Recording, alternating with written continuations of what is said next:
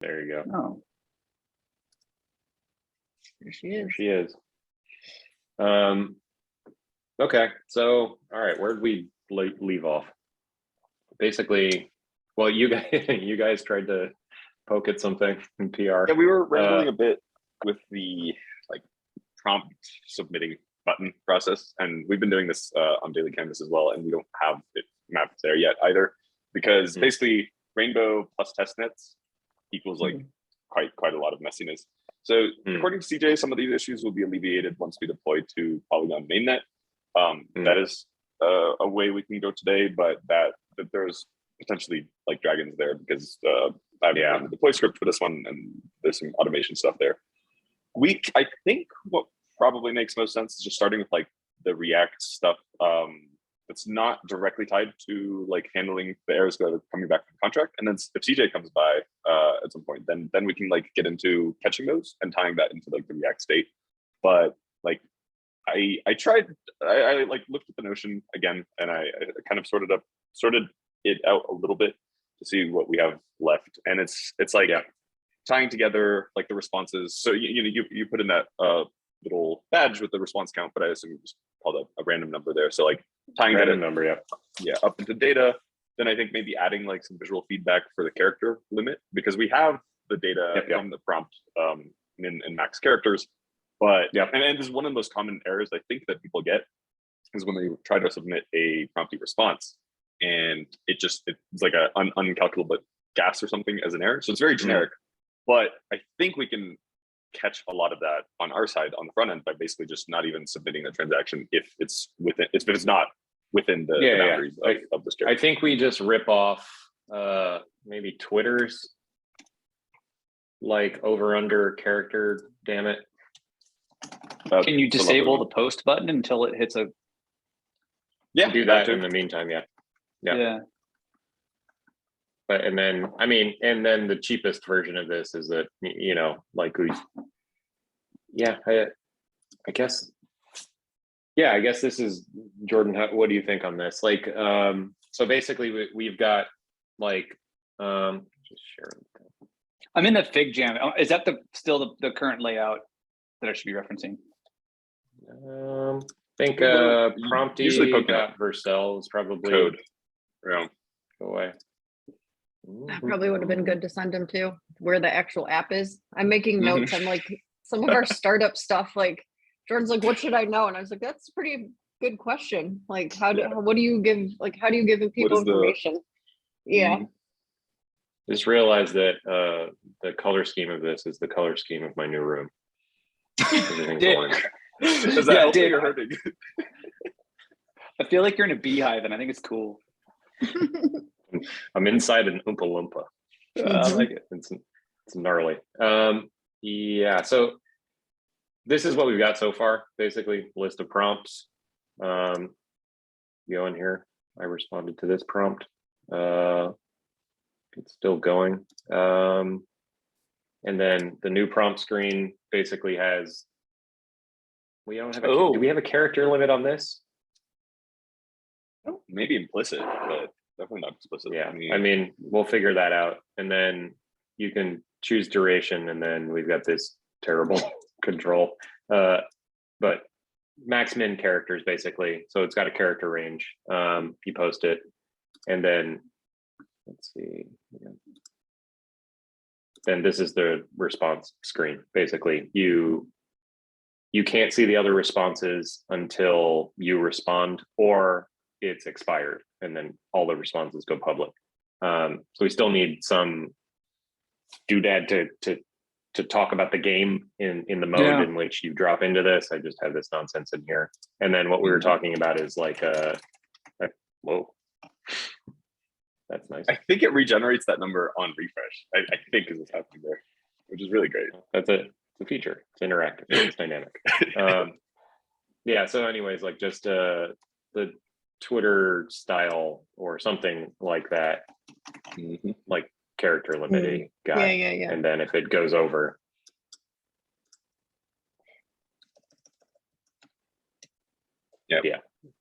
this kind of thing. But yeah, in the meantime, we could just kill the button, do whatever. So that's where we're at. This thing is Rainbow Kit, which I think as we go along, we can explain some of this stuff if you're interested, Jordan. Yeah. This is just how we're connecting to wallet stuff. And then, yeah, the process of, what is it, like responding to these things, you will Rainbow behave? Does this work So yet? I think No. like this is too short of a response. So this is the case that we need to. Oh, there's a minimum too. I didn't catch that. Exactly. Yeah. Oh, okay. Yeah, we got to figure out that pattern as well. Cool. I would say like this is 90% of the trickiness right now. Like if we clear this error, I'd say we're in a much better place. So sorry, trying to congeal this. So there's like, we need a way as the user's typing to both hit a minimum and not blast through a maximum. Is that the right description? Okay, cool. Yeah. And okay, right. I like that. That's weird. Cool. Yeah. Okay, good. I'm glad that you have the weirdness of that pattern because No, I'm that's sitting super there and goofing with it, and I'm just like, I don't remember where I've seen this necessarily before. I mean, it's got to exist somewhere. But yeah. Well, yeah, and I think like, I don't know, might be able to do some kind of weird and custom here too. I don't know. I'm gonna think on that. I got some stuff kind of Yeah. So stirring. So basically, you know, we're at the place where like that those controls are left, and then what else UI wise? Let me just finish that, like see if there's anything else in there. Yeah, typography on all of this stuff, I've just sort of dinked it together. Like this is It's already looking pretty solid with the Looks pretty good. and stuff. I mean, if it's legible, then we're fine. So Yeah, your there are a sloppy million- is usually pretty good, Dave. I'll take that. I mean, if it reads, you know, these kinds of things, this is what I'm mostly concerned about. Like, and then in the code base, like Jordan, this is where we can probably try to figure out how and what we're going to do. I'm using Tailwind or yeah.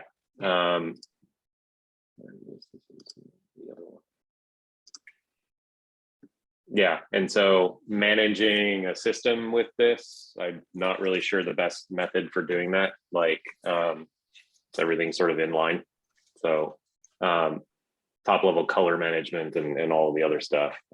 Like, I've seen some people use like, go ahead. I was gonna say I've been using SCSS just for myself locally. I think that should work with Tailwind, but I don't know much about Tailwind other than it's really popular. And the last project I worked on, that contract used it too. So this seems worth spending a few hours to at least dip my toes into it. I picked it up like really quickly, and I'm ornery, so I don't know best practice or anything like this, but like if you know CSS, like it extends pretty easily. Yeah, the trick I think it's beneficial. Go ahead. Yeah, you go to the website, you just search for the CSS thing you want to apply, and then see how like what response it gives you. They have a very nice search page. Yeah. Okay. Yeah. Cool. No, this is a great. Again, I love an excuse to have to learn new shit. So being forced to learn Git and learning Tailwind seems like a great use of my afternoon. I'm very excited. There you go. All right. Well, we'll leave it at that. Like, and I think because then we can start having a conversation about where to take it from there and like how to start managing. Because I imagine we're going to start expanding this thing out, like feature wise, and all the. We're gonna run into it. So, and design wise, I've basically just been like building the UI as we go. So that's the right way to do like in code. So we don't have any sort of Figma stuff at all. I'd we rather have some start here too. Yeah. I'd much rather just manage it. Like we'll do it live, man. There's no need to add steps. I'm with you on this. Yes, easy peasy then. All right. Well, that's all I got on design stuff. Cool. Oh, I don't mind picking up from here. I think I've got the whole thing loaded up. Cool.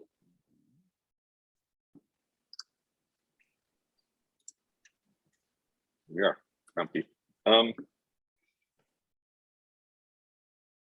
do we start with?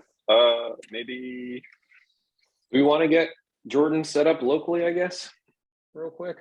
That could be a good thing. I think we'll run into some interesting Yeah. snags, which would be useful for all of us. Yeah.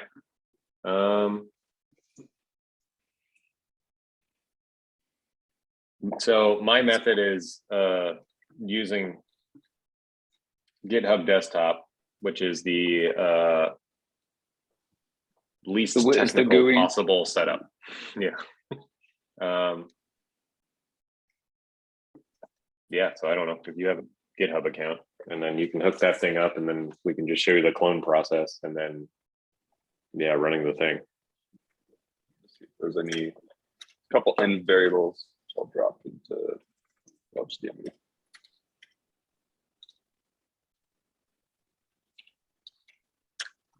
Oh man, went through quite a few captures on this. Yeah. I haven't touched my GitHub account in like 5 years. Mm-hmm. I like got one so I could download like shit. Yeah.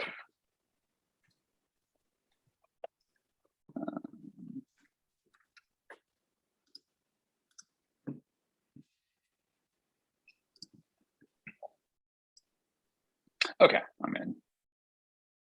Cool. And then yeah, I guess just I don't know, John. Kristen sent me the link, so I'll grab it from there.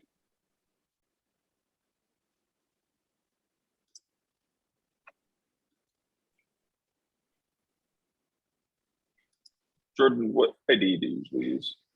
I'm sorry? What IDE do you usually use? I mean, the only web stuff I've done, I've been using Nova. That's So one I by think Panic. Panic. Yep. But I'm guessing everyone's using Visual Code, right? Yeah, that's what I'm on. It's It got just the works. plugins everyone uses, right? basically it. And then you can use Copilot now, and it'll just code for you, so you don't even need it. Yeah, I'm For pretty $10 interested a in month. that.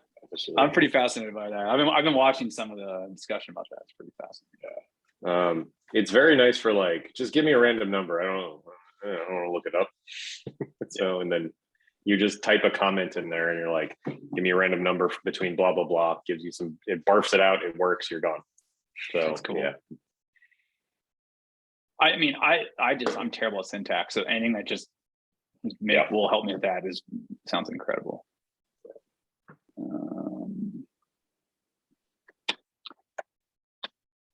Do I need to go through and install a bunch of packages in the terminal, or does the desktop client do that?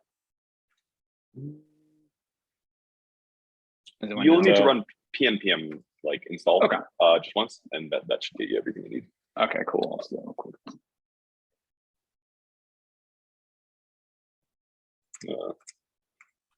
Deactivate screen sharing when you're ready. I can point you to the exact directory. I'm just trying to find the desktop client. I'm pretty comfortable in the terminal. Should I just do it from the terminal, or should I try and get this out? No, yeah, if it should just be git clone the URL into whatever directory. Let's do it. Yeah. So I'll share it so you can watch me and laugh appropriately.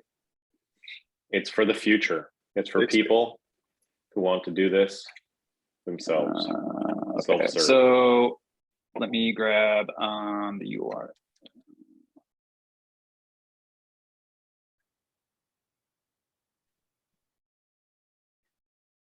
Are you on a Raspberry Pi? Oh no, I SSH to Raspberry Pi because okay. little web dev I do, I run on a separate computer so I don't mess up my okay. Yeah, that's cool. So if it like blows up, it doesn't blow up your main I get reckless with Linux, and I have no idea what Python, what version my Python in the terminal is versus my Python in the directory, and then I'm like, nuke it. So yes. So here's the clone command. Do I need to point it somewhere? Nope. It'll just make a directory called Prompty and put it into there. Okay, cool. Next one. Maybe no wait. I'm thinking you don't. Can you just type git? I wonder if it's not recognizing your git install. Yeah. And then this is Unix. I mean, you could try. We gotta install git. Do I need to change my shell? Well, this is the path. Maybe actually. Oh, dude, wait, hold on. I think I need to install the developer run. tools from Xcode. Is that it? That's probably it. Yeah, just try. Okay, yeah. Give me 1 sec. I remember this. I'm back, guys. I'm back. You might have them already installed. You can double check you have them installed, and if you just like ls library /developer/command line tools, like it says there, and see if you have that. The path that it's recommending there, missing XC run at developer. Do command line tools. Yeah, just go ahead and hit enter. Yeah, just hit enter. Let's see. Well, ls, not ld. Oh, sorry. You want to list the very beginning there.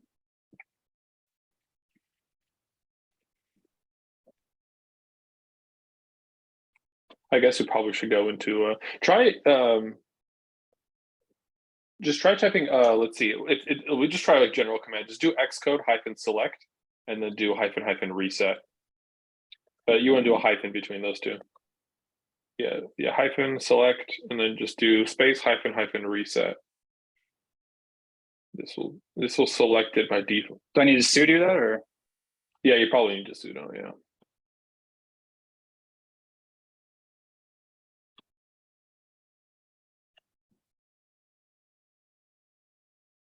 Okay, just try typing git now. Just type git. Oh yeah. Yeah. Yeah, that looks better. Yeah, there we go. So Okay, so now we git go. clone. Okay. That felt good. Yep, just do yes. Yeah.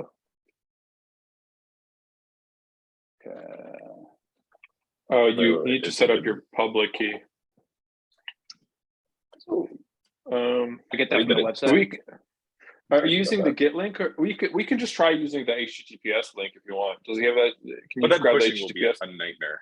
Yeah, that we case. set up your SSH keys with GitHub if you want to, real quick. You probably need to do it. I was going to say, it sounds like something's just got to get done anyway. I'm sorry to make you guys. No. It sounds like. I think was that like.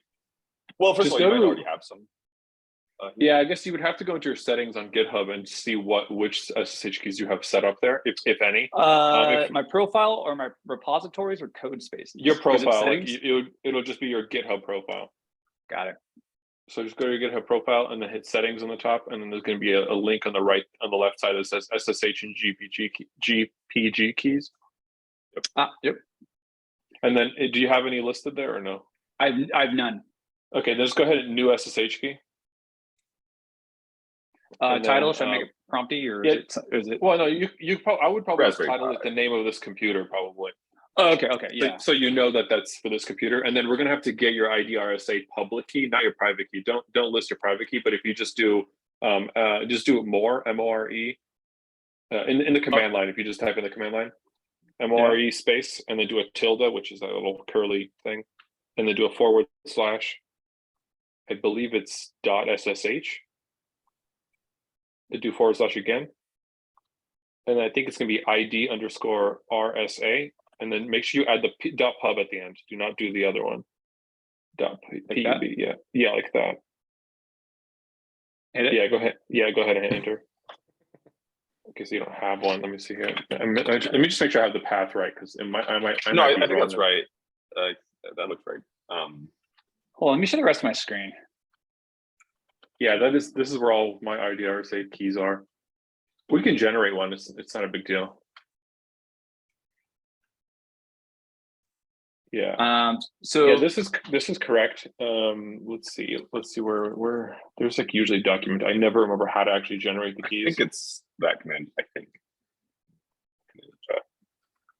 Yeah, just go ahead and cd into that ID .ssh folder really quickly.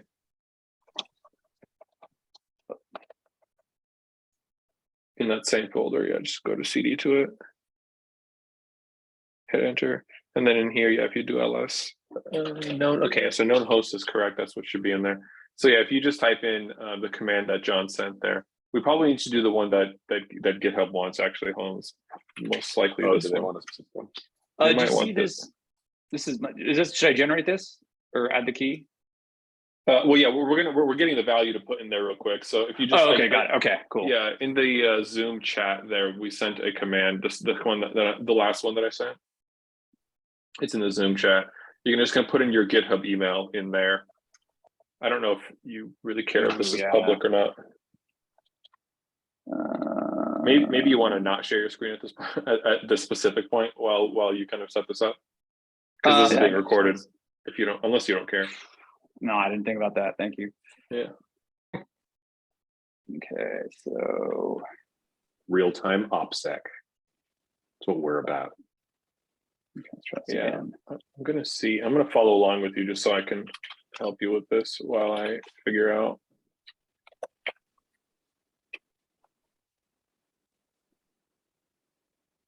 Error. Enter file in which to save the key, and then it has a one path. second here. Let me see here.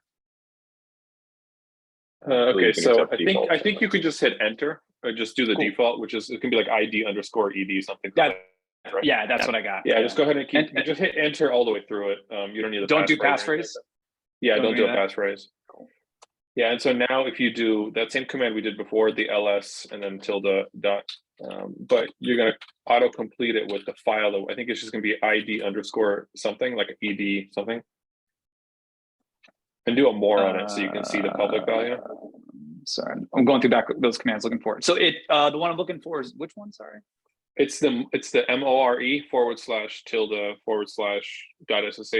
and then we did an ID_RSA, but you want to replace the RSA.pub with probably just tab complete the ed stuff at the end there. So I have a command that's .ssh 8% more. No, that's not what I want.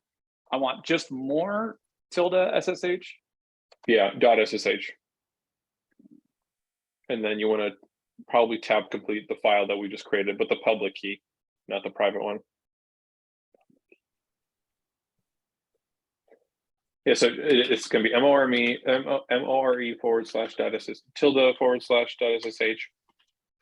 I'm trying to think. I don't know where that file was. Is it?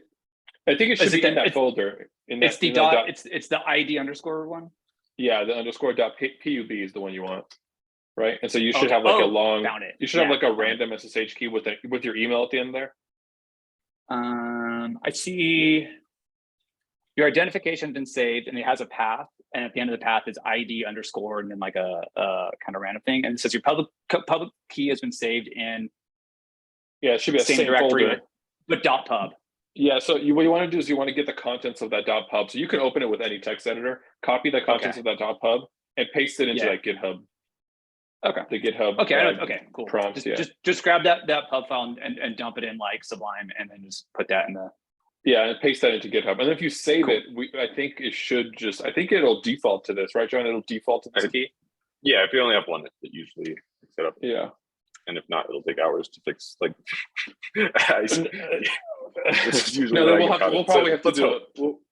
have to do a SSH config file. Love those. So, but luckily, this process only has to be done once per machine. Yeah.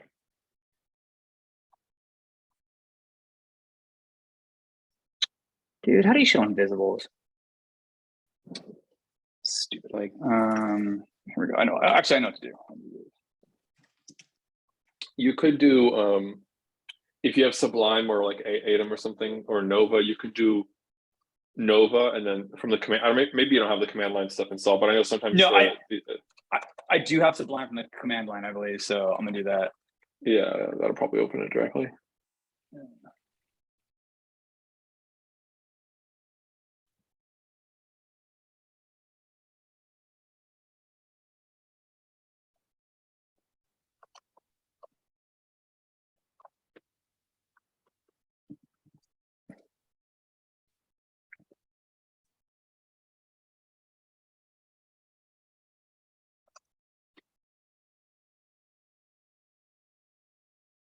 Huh. Am I in the right directory?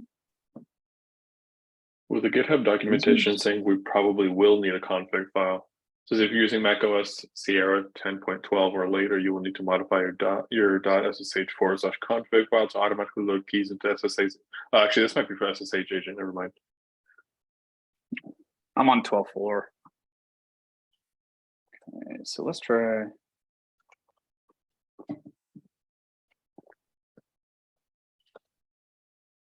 Oh, I don't have Sublime installed anymore since I upgraded. God damn it.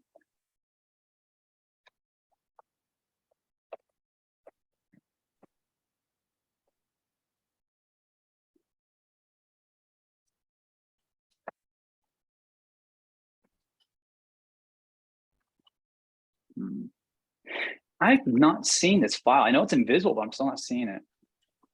And then You have it open that directory. Are you looking at through the folder is invisible, but the file shouldn't be if you're in the folder. Like if you just cd'd into tilde /dot Yeah. sh and you just did open and then the dot character, it'll open it in Finder, and then you can just grab that file and probably drag it into Sublime. That's what I was trying to do, and it couldn't find it. So I did cd tilde and then space dot ssh because it's hidden, right? No, you just do cd tilde and then dot sh, no space. Tab auto No should such- find it even if it's hidden. Yeah, it's not seeing it. I don't get it. I'm in my root. I'm doing cd to tilde and then ssh. It's not seeing it. I don't know what's going on.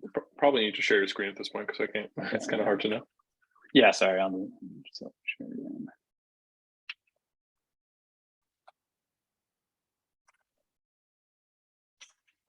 So this is where I'm at. This is where I got to on this stuff, and then right now I'm just trying to go dump that. Oh, you're file, just so I missing. Yeah, you're just missing the / after the. I guess that's a tilde, right? The curly brace, the little That's curly right. line. Yeah, so just missing a / there. Yeah, right there. Okay, now if you do, is just change the more to an ls or sorry cd, and then enter, and then just do open, and then the dot character.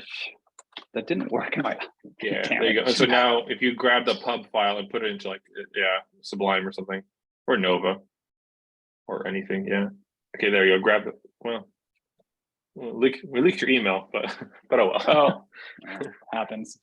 Okay, now I go dump this and Yeah, should I dump that right stop? in there. Should I stop sharing or does it matter? You can paste it in. Yeah, just go ahead and hit add your SH key. Probably just gonna ask you for your password most likely. Oh no, we're good. Great. Yeah. So I think at this point we can probably try the SSH, the git clone one more time. But you probably want to be in the folder where you want to put the file. Oh yeah. The root is probably fine, or maybe like your documents folder.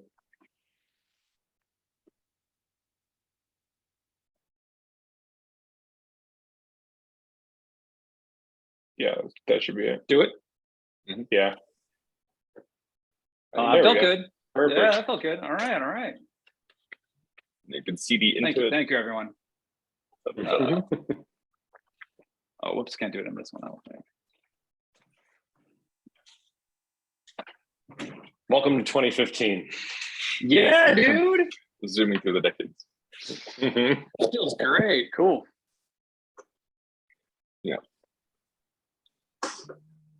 It's even earlier than that, probably. You probably want to Yeah. open the whole project in Sublime or Nova, because we'll probably have to run the terminal commands inside of that folder. Oh, gotcha. It's been a while since I've used Nova. I've always liked Nova. Oh, it's so nice.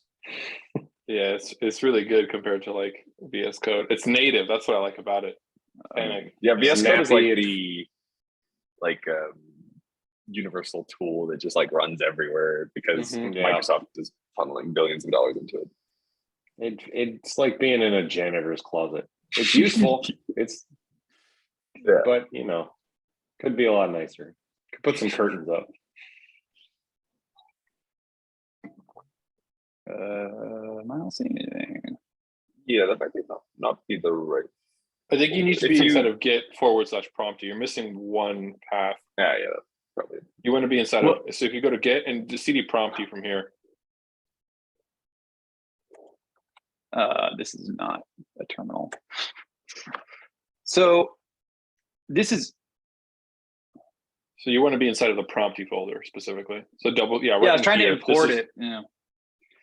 I'll just use a Sublime for this right now. I think you can just drag a folder in. Yeah, there we go. Should do the job. Now in your terminal, if you go and CD into it, CD prompty.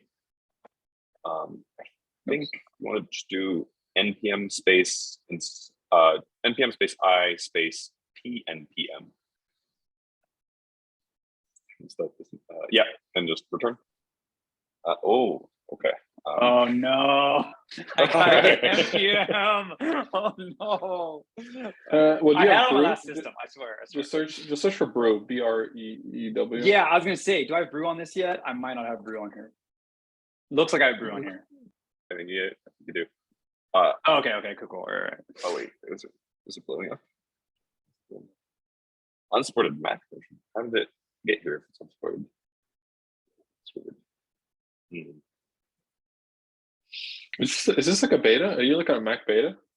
No, I'm 12.4. Yeah, no, that's interesting. I wonder if you can install npm without brew. I think so. I can just install brew, man. I need it anyway. Yeah, I it should install it. work, but you have it installed. Maybe try typing in brew doctor. Just real quick, see if it fixes it. Well, no, it's probably gonna, yeah. Oh, is it like Good. permission? Potentially be. No. They don't like you doing that. Is this the new permissions architecture breaking everything?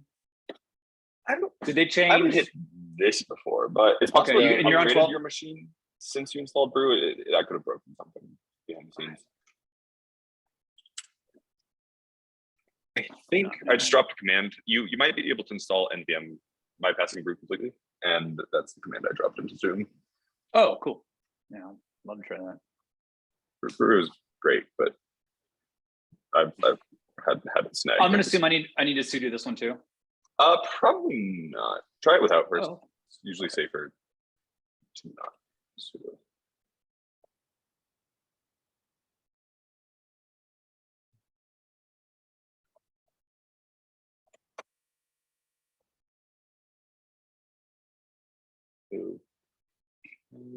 Profile not found.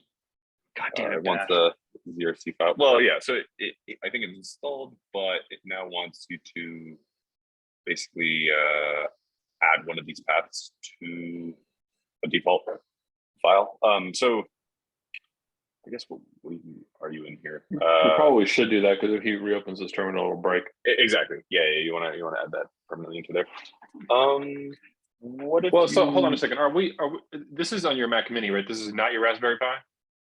Mac Mini is local. Okay. Oh, okay. All right. Yeah. Well, you I can try it on my Raspberry Pi. I mean, that's got npm on it. I guess it just depends where you'll be running the actual code. Well, I mean, the only reason I did stuff over there is because I was getting real reckless with some shit. This is all pretty. Sounds like it's actually got smart people running it, so I'm not that worried about it on my workstation. Okay. But also, I like, think- I don't know what's going on with my OS right now. This thing is feeling pretty. Yeah, it's kind of strange, but I guess we'll just do this real quick. Just go ahead and do just run like the touch command, and then add maybe like a tilde. Sorry, do a tilde dot forward slash, or tilde forward slash. No, not dot. Sorry, I apologize. Tilde forward slash dot bash profile underscore profile. Well, before you click enter, copy in the line from that it's saying yeah, export this'll- NVM there. This will just create this Oh, will true, be fine. This will just create the file, so you can go ahead and hit enter here. But then you want to copy like where it says export and then the square brackets all the way down, like right. No, the one above it, I think. Actually, I think they're the same. So just copy those two lines right there. That? Yeah, copy that. And then go ahead and just do that same command as before, but just replace the touch with an open. Yeah, bash underscore profile. Hopefully it's probably open it with like text edit, I think. Yeah, go ahead and edit. Yeah, go ahead and just paste yeah, right there. Paste that in.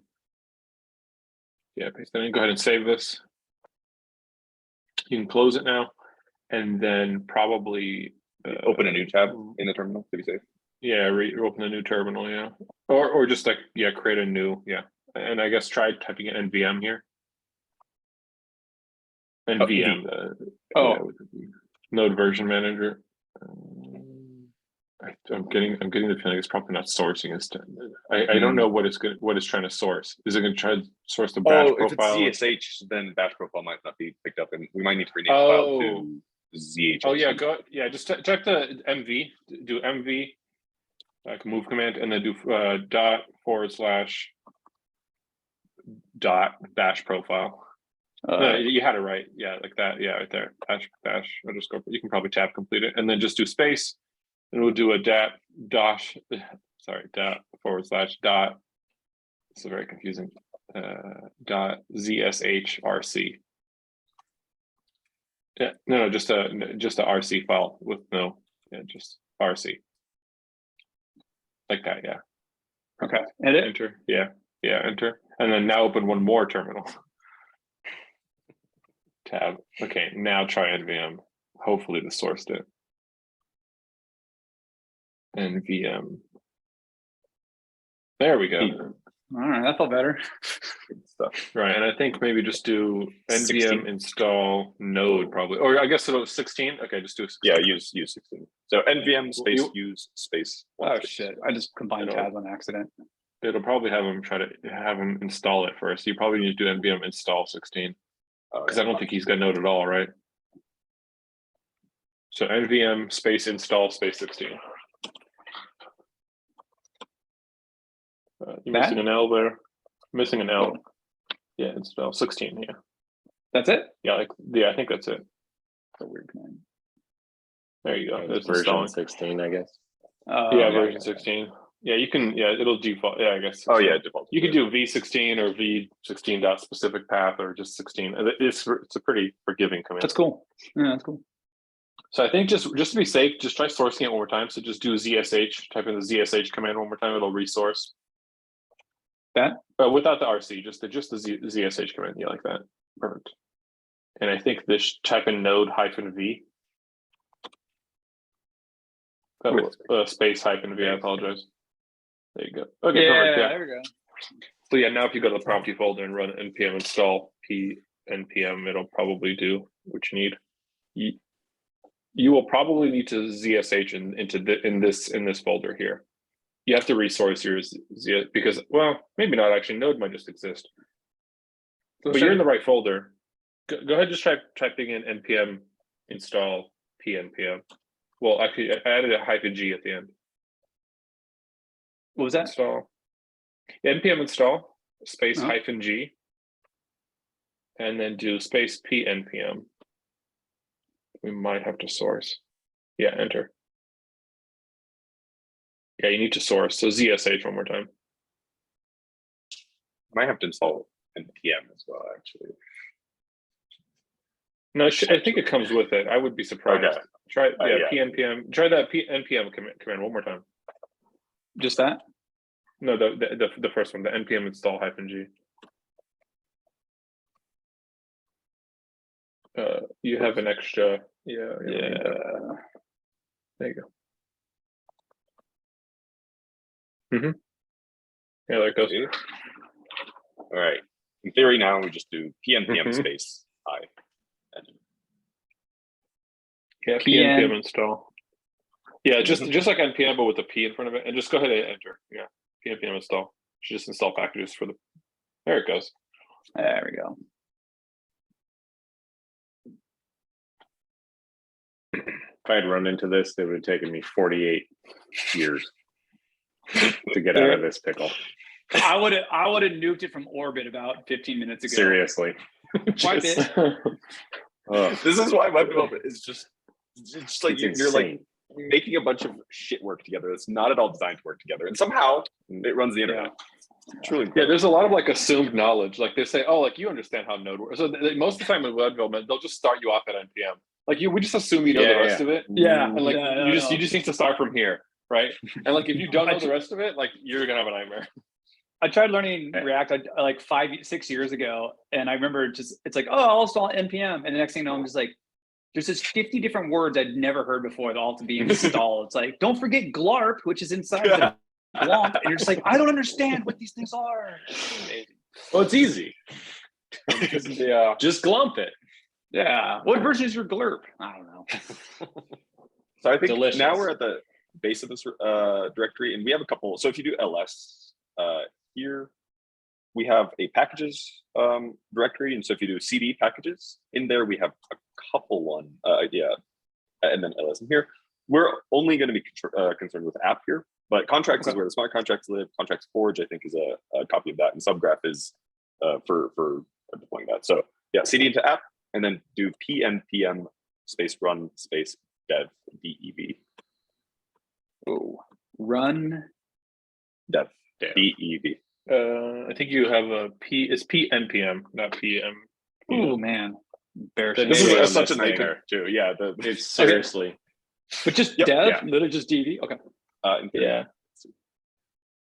Right, it's running some things. We have some errors, but everything's fine. It's like, Yeah, just oh, it's ignore like it. it's just the usual 50 errors. Just a so it's watcher fine. error. Yeah, it's fine. Yeah. Nobody cares about the watcher error. And then if you scroll up a little bit, it gives you a localhost URL. Let's try going to that. Oh, cool.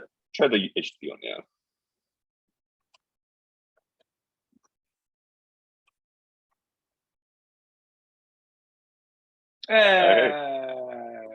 In business. Got Prompty. Nice. Thank you, guys. Thank you. Totally. What does Safari have like a wallet built in? Does MetaMask work on Safari? If you hit connect wallet here and try to connect like that's what I've never known. Like what do we use? That's a good Safari? question. I always have to switch to Firefox or something. Yeah. Well, your Rainbow wallet should work here. But yeah, I don't know if you have MetaMask installed. If you even can have it installed in Safari. Come back to it. So should I? What browser should I use? You guys using Chromium based browsers or? Yeah, I'm using Okay, Brave. that or Firefox. Yeah. Okay. Yeah. I just got the beta. Stop for sharing. Arc. I'm gonna try it out. I'm gonna see how it goes. Pretty excited. What's Arc? So, remember Browser Company? They like announced themselves at the beginning of COVID and then went underground for like 2 years. They said they're building a new browser. Well, in theory, they built a new browser. So I'm very excited. Yeah. In theory, they've built a lot of hype and Twitter personalities saying this browser is great, and Very much they don't release it to anybody. So there's that. You guys using the Brave browser? That's based on Chrome, right? But it just has like what is it? What does it have? It's got a bunch of ad blocking stuff, and they dumped a bunch of the tracking and I don't know, a bunch of this kind of stuff. And then it has like some blockchain like friendly things. Yeah. Yeah, BAT. I'll mess around with it. I don't use any of that. Yeah, you can use Brave. You can use the Edge, which is also based on Chromium. Opera, I believe, is based on Chromium at this point. The Mighty browser, which is basically Chromium on the web, where they host it and then they stream it to you like in a VNC session. There's a lot of hype about that one too. I stopped using Chrome just because I remember it got really resource intensive like 3 years ago, and then I went to Firefox. I just went back to Safari a few months ago because the text running was just that much better, and that was enough reason. But I don't really care. I'll try. If you want battery life, Safari is the one because that thing. Yeah, I'm on my desktop, so I don't care. Rolling coal. Digital equivalent. Dude, actually though, this M1, it's stupid how low powered it is. Like, yeah, it's bonkers. Every time I fire up my gaming PC, I feel like I'm starting a lawnmower. Yeah. I forgot about. I missed my gaming PC. No more. It's cool. The only game I play is the game of Prompty. So just real quick, next time, I just go to that directory and I just do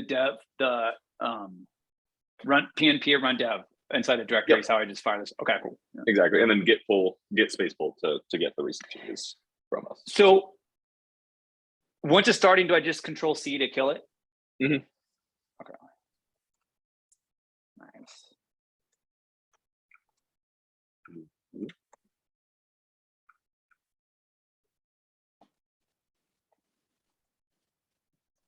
All right.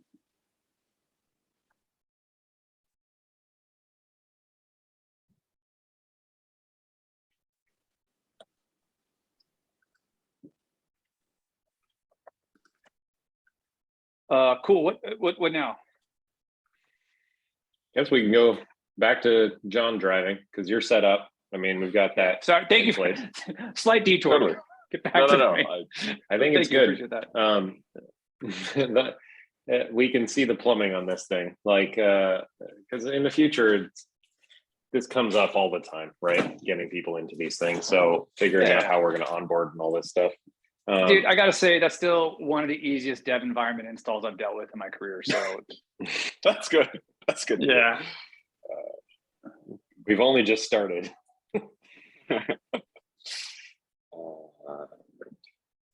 Yeah. Kevin, who has also been hanging out, he goes by Frolic, built like a sort of scaffold for the project that's got a bunch of the Web3 stuff in it. It's got Tailspin and all that. So we're basing, I think this is a little bit of an older version, but yeah, the environment's based on work that he did. Yep. Okay. To start. Character limit? Seems like a decent enough little. Sure.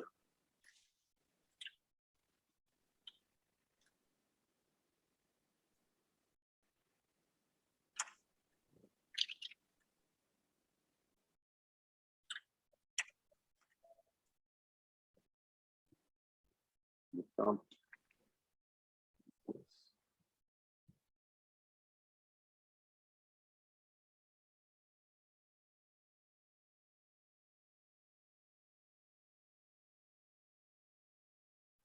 Whenever I look at a React file for the first time in like more than 10 minutes, I have to like load the whole thing into my brain. Dude, it is a any sense at moon all. language. It is a total moon language. Luckily for us, Arthur has spent years stuffing this language into his head. He spent years on the moon.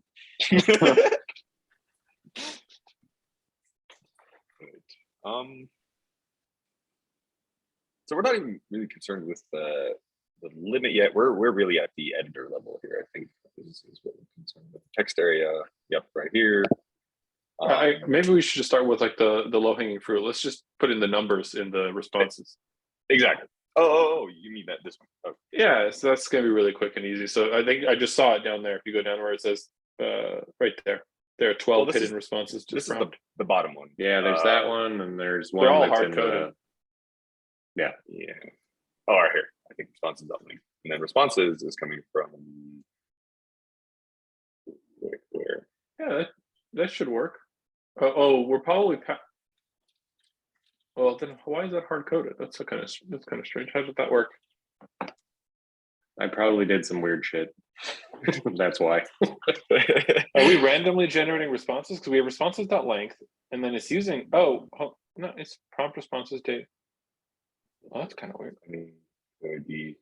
No, it works. Return the boolean. Has self-replied. Okay, that's fine. Yep, this one looks good. I guess let's look for the responses where we're declaring the responses component. So just search for like responses. Yeah, where we're using this, I guess like the little arrow thing. The left arrow. Oh, sorry, left. I guess search for responses equals, right? Like I think the prop, not that one. This one. Wherever we're using that component, I guess would be the right way to say that. Yes. Right there, yeah. Prompt responses. Okay, and where does that come from? And then that returns the list of responses. And then how are we getting 56? Yeah, so I've got a random number being generated. I like tossed it in the prompt component, probably. Oh, okay. There it is. Yeah. It is. Oh, so that's not even being rendered from here. That's being rendered from there. Yeah. We're already here in the right place. Oh, okay, that makes more sense. Okay. Which is, and I still can't figure out how to get pipe it in. So The No. prompt. Yeah, I'm assuming. So look Yeah, at prompt Arthur. type. What is in that type? The prompt type. Yeah. So we have a response. Oh, we have a responses array. So yeah, just do response prompts.responses.length. Probably do question marks, I think. Length. Or Or just do, I guess, Maybe we should just not even render it if there is no responses, right? So maybe a conditional render.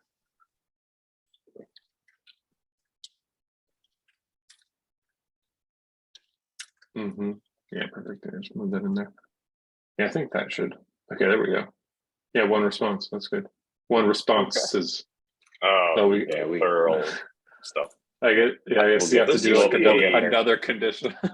Maybe like Yeah. I think maybe there's like a locale thing. I don't. Let me see. There usually is, but I don't know if we have one installed. Package.json. It's like usually Base now calendar. just, Numbering system maybe. Yeah, and this wasn't working on the main list, I don't think. So I got this far. And then I just wanted to see it, and then I gave up. very, very understandable. Dave's development style. So this is probably similar. You just do there are blank responses dot length, same thing.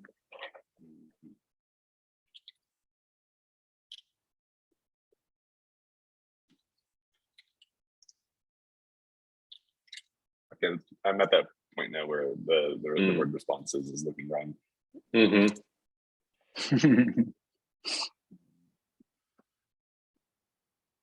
This feels.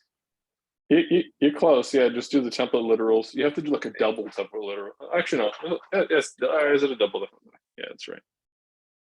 And then I guess responses might actually just be, where are we getting that here? Query. You had it. No, you have it. It's prompt response. Well, I guess prompt responses, right? That's what it's we have a shorthand for it. Oh yeah, the whole object. Yeah, dot length.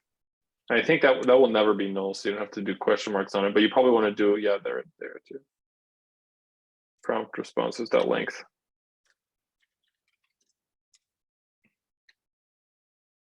Well, you have a double hidden, I think. Yeah.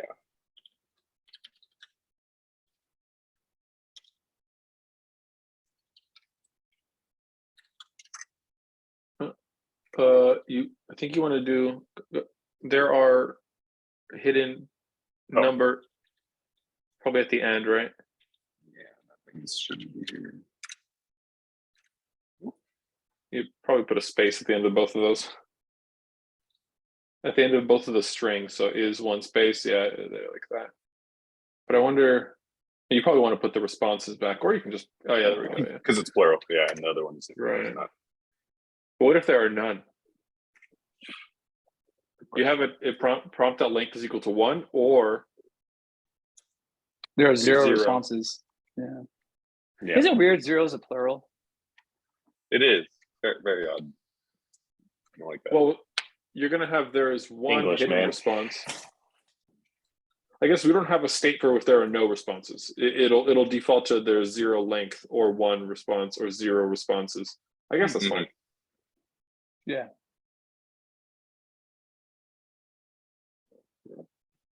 All right, we got that all hooked up. Yeah, I think only on the list page, right?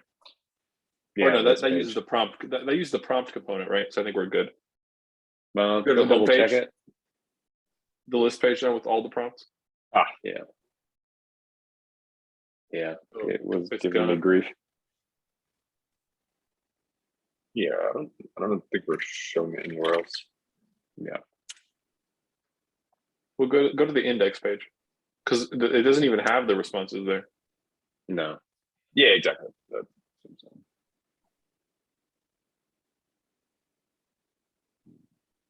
Also, I have a weird delay timer thing on that because that renders in right away on the page. Yes. So I'm all of it's a mess. All good.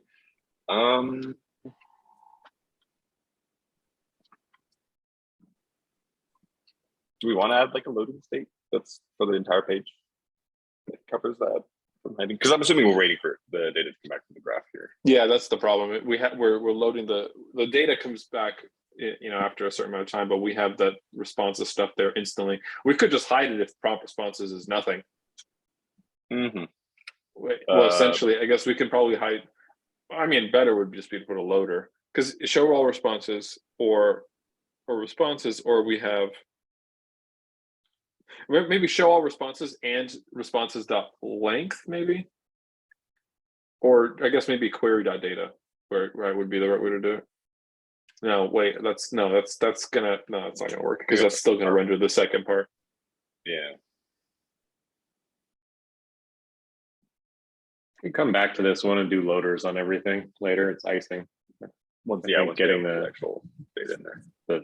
Yeah. Read.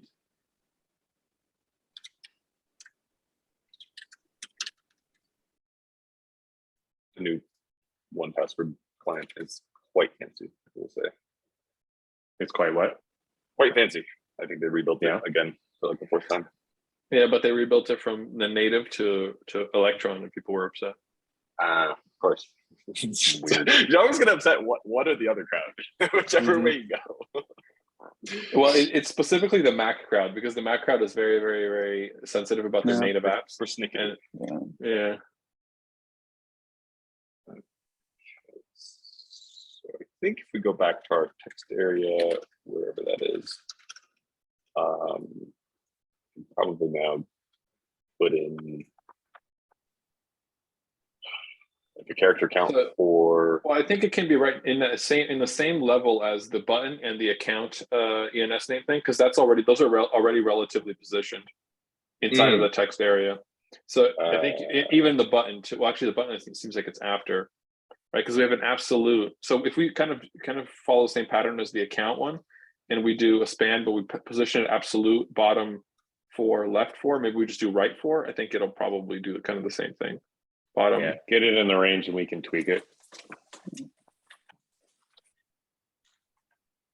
Oh, just copy I think you probably want to copy the above syntax. So bottom 4, right 4. But I guess to position on the other side, yeah. And I guess in there, in that span, if you put like, some sort of text. Oh, you know what? The button is also absolutely positioned. Mhm. It's underneath Yeah, the button. just- Yeah. Oh yeah, bottom 5, right 3. 14 or something. I actually don't know what units it's using either. Like that's one thing. Yeah, with it's not text. rem and it's not pixels. Is it grids? It is technically like an XY position is basically kind of what Oh. you're setting here. So you probably want to do like Yeah. a left, maybe like do like a left 10 instead. Oh, it's peaking there. Oh, see, there it is. So now it's on the left. So maybe do more like left 20 more. Well, Problem- ENS name is going to be variable length. Yeah, it's gonna be yeah, variable I'd put it. length, I'd yeah. put it next to the button. So right 24 or something would be fine. Yeah, because that's Yeah, static. but So it's- yeah, somewhere in and just bump it up to 30 or something.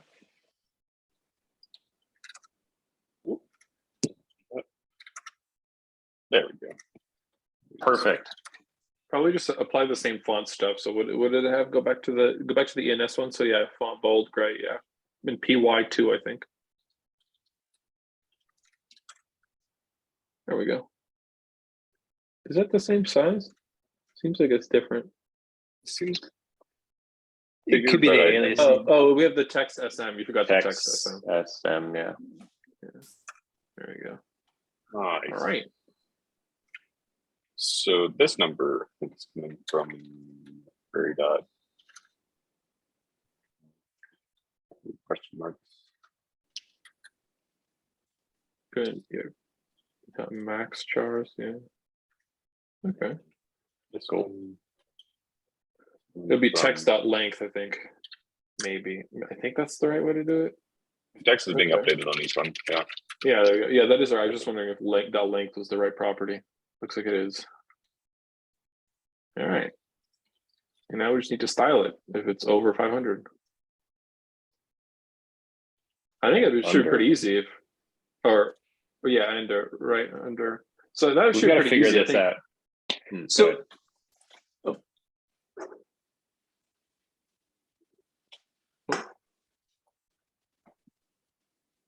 Well, we have a few options here. I think the easiest one to start with is just disabling the respond button based on length. should I know we're getting into this, but I'm starting to see, are you guys thinking the counter will say like minus 20 if the minimum is 20, and then the button's gray, then you hit 20. Okay. Oh, open to anything there. I think it'd be nice to show your overrun with a negative. Well, the minimum, right? Where like if you have Yeah, the minimum there's is the weird pattern here. So if you delete it at 0, if you set it for the minimum, should the default state here be minus 20 out of 500? And then once you hit 20, like, you know what I mean? Yes, I see. I do see. I mean, maybe that's not literally what the user sees, but I'm trying to get a mental model. Like, Yeah. Oh dang it! I'm not trying to gum it up because I didn't. No. mean to break it, I totally We have to solve this, so Yeah. it's not gumming it up. Like we either Okay. like kill the range somehow, or we figure out a control Or some for kind this. of visualizer. Yeah. I think the over 500 state should be the same as the under 20 state. I think I keep it simple. Yeah. Yeah, and then maybe instead of, I think like, I don't know how you should minus 20 out of 500. I don't think it's a great way to describe it to the user, but it's honest. Or whatever the minimum is. Yeah. Funny, the minus 25 is what Discord uses if you go over a limit, over the Yes. limit. though. Okay. All right. So Yeah. okay. All right. And They use it as instructive, not Twitter descriptive. too. Yeah, so it could Yeah, be take away that many. Yeah. plus 20 or whatever it is, and then that counts down, and then it zeroes out, and then it's in a happy range.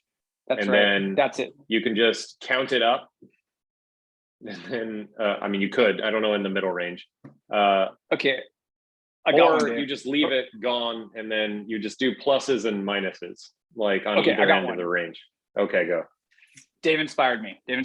Hmm. It's 0 out of whatever the minimum is. 0 out of, let's say the minimum is 20. So it starts with 0 out of 20, 0/20. Mhm.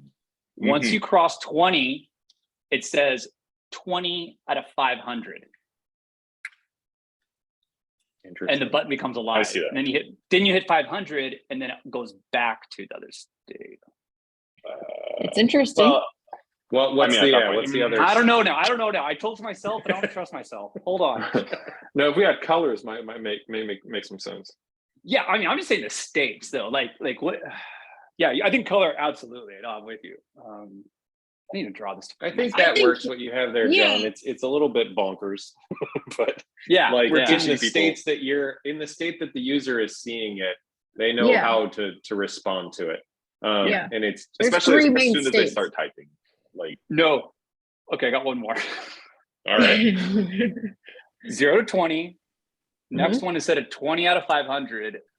20 out of 480. Wait, no, that doesn't work. I was trying to. Yeah. No. They both. No, it doesn't work. I mean, you could. Yeah. I mean, I'm kind of almost seeing like I Like- love this problem right now. This is insane. well, it's Well, it's weird because there's a sweet spot. Yeah. Yeah. I want to see a visual too. Like you have to cross a threshold. Once you've crossed it, you Uh-huh. can press submit. Like this is where there's Uh-huh. three, like Jordan was saying, there's 3 states. There's one that you don't have enough. There's one that you have enough, and there's one that you have too many. Or there's 2 states with different conditions, right? There's a Yeah. state you can submit and a state yeah. you can't. And Yep. then within the states you can't, the reasons could be not enough or too much. We've created a conundrum. I love it. No, this is fun. I'm having a great time. This is exactly what I want to do. Because it does have to like my gut says just be qualitative, but that sucks because then it's like you're Yeah. shocked the second you blow it out. So Okay, under, perfect, over. 20 under. I'm gonna draw. Type 20 more characters. Type 20 less characters. Okay. Don't tell me what to do. I mean, maybe it is visual. Maybe it's a bar that you have to fill to get it green, and then you go over to the right end, it goes red. That's interesting. Kind of like And a the bar loader is 0 bar.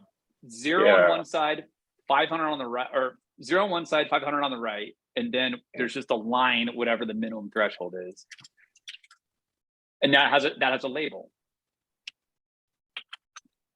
I'm drawing it. Kind of like that. Like, but one of these like multi bars. Yeah, I did a 2-knob slider once in my day. for iMovie. It was stupid. I fucking hated it. Yeah. But this is better. Tales of the UI designer. Mhm. Let me find that shit.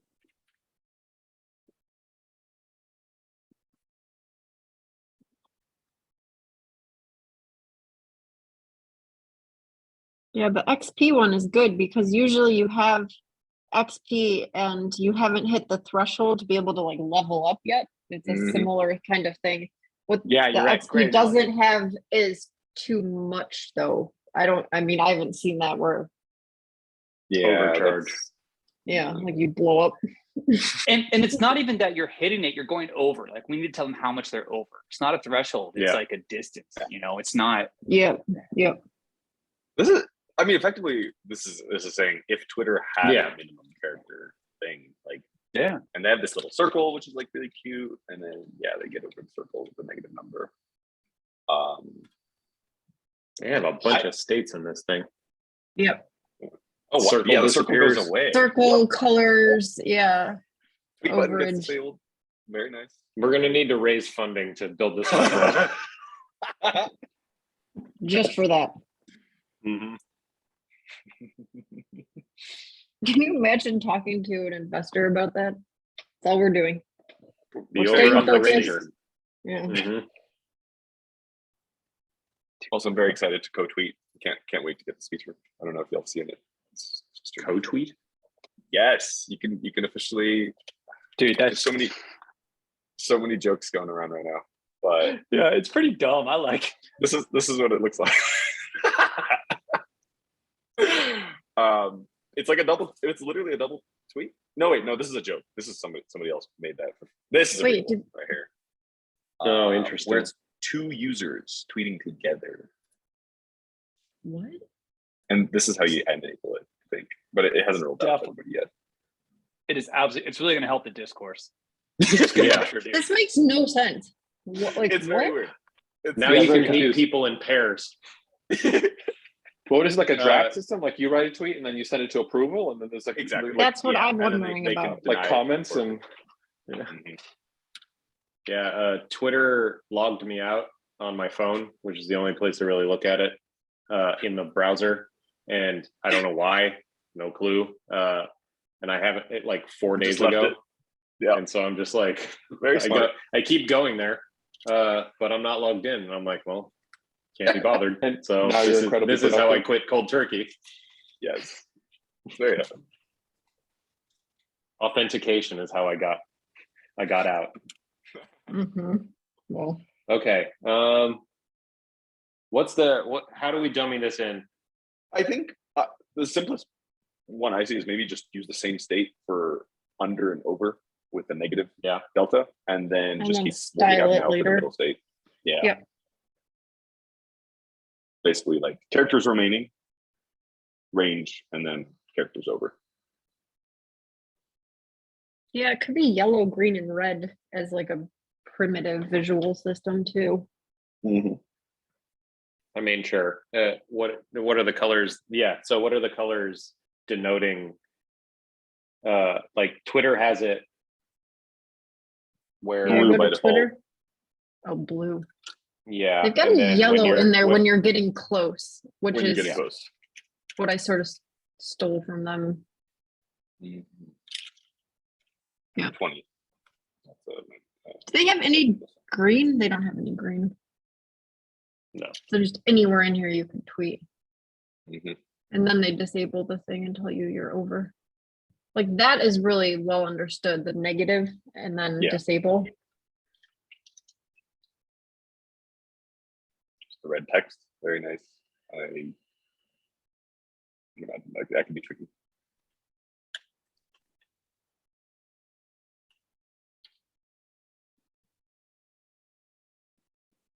What should that first range be? You could fill something up. Yeah, it's an oddball thing because we're trying to communicate. It'd be good for them to know the minimum, or it'd be good for them to know the maximum after they're over the minimum. I feel like this thing is too complex. Probably because we're just in the weeds on it. Can we get rid of the minimum? That's my next question. Like on the contract flip? So just like, is there a? Well, it looks like our min starts at 0 or 100. We can maybe drop this down to 0 so that it normally is just not an issue. I just tried dropped something. Yeah. Yeah. I think the control informs the display. Mm-hmm.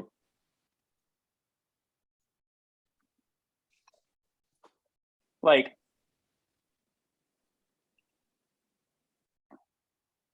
sorry, the Okay. top one is just the concept. The middle is showing two different versions, and the top bottom two are states. Yeah. I like this.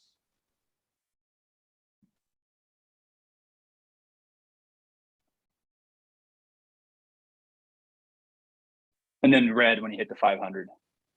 Yeah. I mean, that's way more complicated to implement.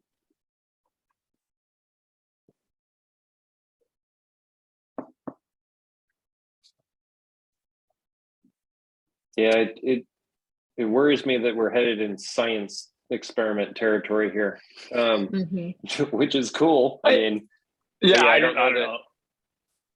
Yeah, this thing has been giving me grief. Like we're trying to do something that. Okay, The so your fact it's program. weird. The fact it's weird says you're going in a good direction. Is what I say. The fact that it doesn't make sense means we're doing something good. Okay, I'll take that as validation. Yeah, no, I mean, believe we could dump it for now for the first iteration and have it be like an upgrade for after we prototype. Yeah, so it's possible, yeah. Like because the first we can bubble it up to the feature level. The reason that we wanted to do this is to like help structure the game on the prompted side, right? So that like people are playing within the same range of like response. And then like there is a case where like brevity is not helpful to the situation. So it's a good feature. Yeah. And, I want to keep it. I think it's. I'm with you. I think this is weird. It's good. Like the fact is, otherwise people get lazy and put yes, right? And I think this is a good way to do that. In terms of getting through, though, maybe you're right. Like, maybe there's a way just to just do it with like dirty strings. Like the button says, respond in at least 25 words. And it's disabled. Once you hit 25, it's green, and then we just do the normal counter. Like we can break that up maybe. Yeah, that's interesting. So okay, yeah, that's good. Respond in 40 words, and then it's gray. And then once you hit 40 words, it lights up. And then as you keep typing, we just keep this. We could also reveal some of the, I don't know if it's considered metadata for whoever set the prompt. Like here's the constraints of like the prompt. That's how we have been doing it, where whatever the prompt constraints are, you can see it. So this is just a specific, like two more labels here, min and max characters. It's a property the same way the timeout is, right? That's basically what you're saying. Yeah, I like that. I mean, yeah, it could be up there, John, or it could be in the response area. Like there's some, because they're connected, the prompt and the response. Right. We're just revealing a through line. Yeah, share a response between X and Y characters. Mm-hmm. And then, okay, what does that label look like? Respond between X and Y characters. I don't know if you can get that looking like a control.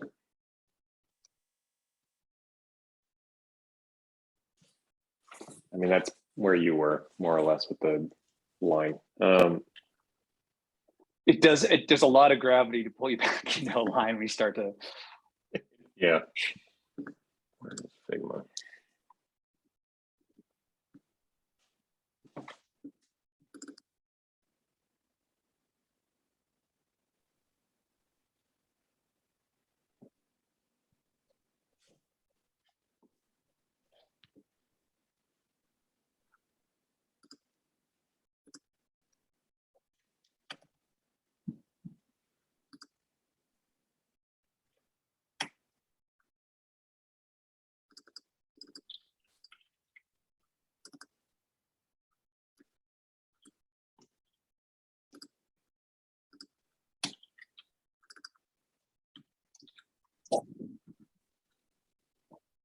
I mean, another way to think about it is that it doesn't matter how many characters the max is until you hit the minimum.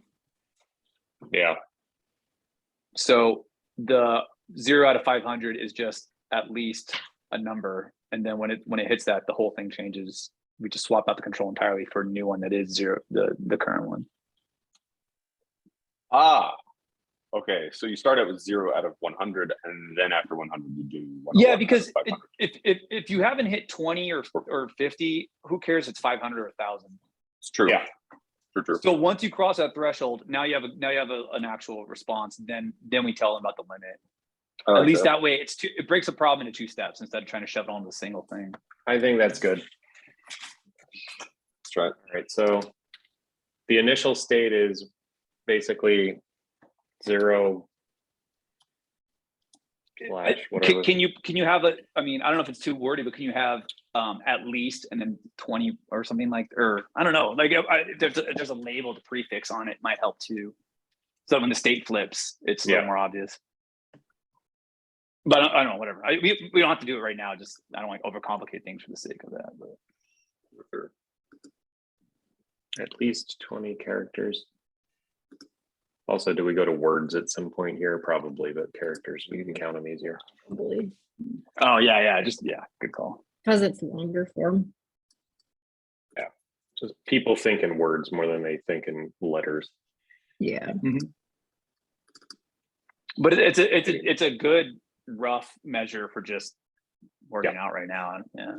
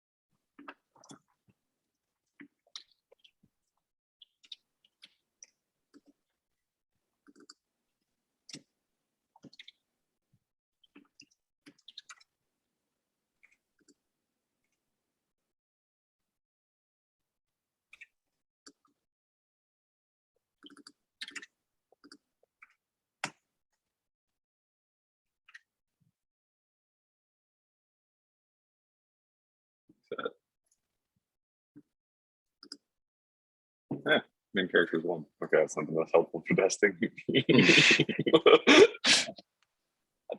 No.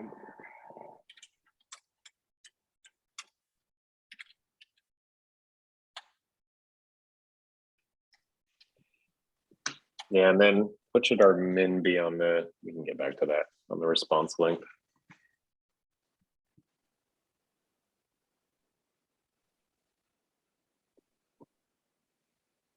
Guess we could just launch it and see who runs into it.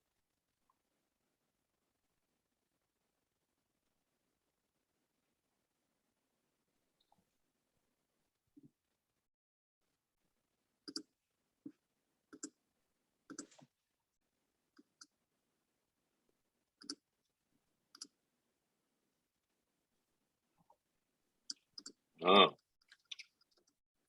Looks like we're not passing our min characters all the way through somewhere. We're losing it. Yeah, that'd be something to fix. Let's see. Create.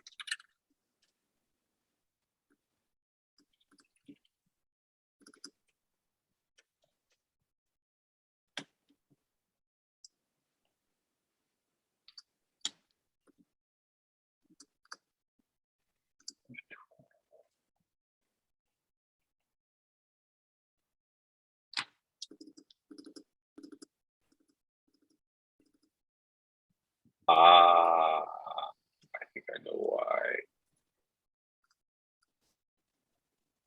I think set min characters is never called, and it probably Unless stays it's a trad. one. So we just change that 1 to 100. Suspect.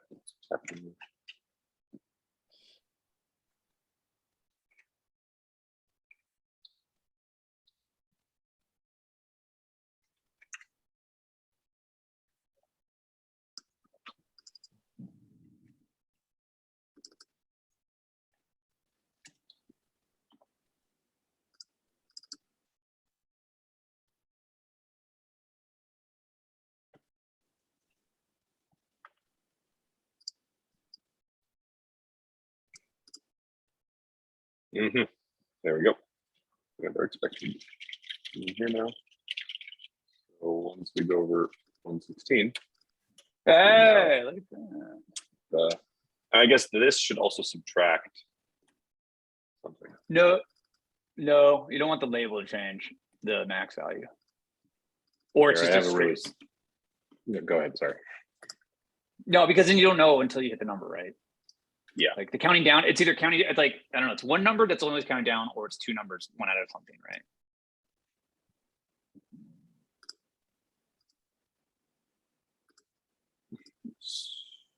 It's like 450 out of 500, or it's just 50. Ah, Right? Am I thinking about that correctly? Like you can't have a number going up and the label going down. Am I wrong? Yeah. Well, it is weird to have that label change the max value and have that go. Or it's just a single number, right? Yeah. It's like Yeah. it's 500 counting down, and you see it get, because that's how Twitter is, right? Does it say 50, 49, 48, or does it say? It doesn't even show you the I don't number think until it- you hit 20. Yeah, it doesn't show you at all. It just has like a display. Just the ring? Yeah, I just sent over. It's got a pie screenshot though. of It's out of 100. It's out of a percentage, right? Yeah. It's basically. Oh, okay. Right.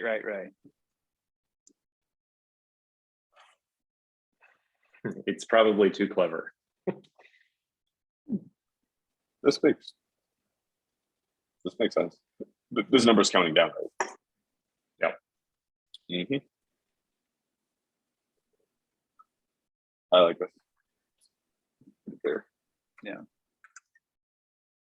I mean, we'll want to move to something visual, like a graphic or something, I think.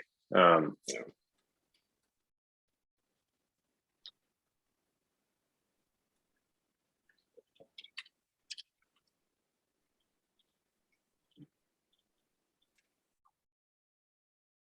This also may not make sense. I need a three-way check here. Maybe too much scaffolding for what we're doing here. This is my problem. Always making No, easy to mock up, hard to implement. before this, I had completely forgotten the min characters thing, and it just like wasn't part of my mental model, which is probably. So I'm glad we got into this, because now it makes the data and the front end makes more sense. Like they're more aligned. Cool. Arthur, is there like a case statement within here, or something like a case statement? A switch? Does React switches? Should, right? You probably want to extract all of this into. Oh my goodness, I don't even know if you can hear me. Can you Yeah, hear me? would do. Oh, okay. Sorry, my AirPods died halfway through this call. You probably want it, and I'm like halfway. You probably want to extract all of this to a use memo call, honestly, and then just call the variable. I would probably just extract this whole thing into a, I would say just like, characters label or something like that, and then make it use memo. Yeah, and so in there you want to pass a function where you're going to do all of this logic. You can do if statements, case statements, whatever you want. Probably pass as a dependency array. You probably want the value, the min number, and the max value, right? You probably, well, that's a lot of it's a lot of ternaries, honestly, but it's fine. You can do that.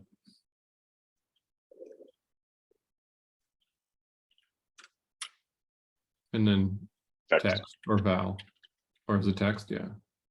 No, just probably, or I guess text length is fine too. Basically, you're saying like if the text length changes, rerun this function. Yep.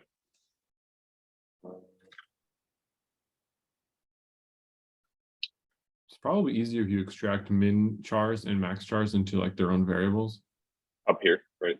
somewhere. Probably. I would probably just make it like min characters and max characters, just straight variables, yeah. And then, yeah, just do that same ternary basically you just did, yeah. Well, the problem is you need to go down. Oh no, never mind. Oh, No, you're right. That's fine. Because I think this is you can do it up there. Well, no, because it's after the read. So where's the read? Where's this data coming from? Probably a think bit it's here. lower. Oh, it's Oh right no, there. that's contract, right? Yeah, it's right after. Yeah, like 97 is fine. Yeah, right there. Mm-hmm. It's the prompt, use prompt query ID. Query, data, prompt.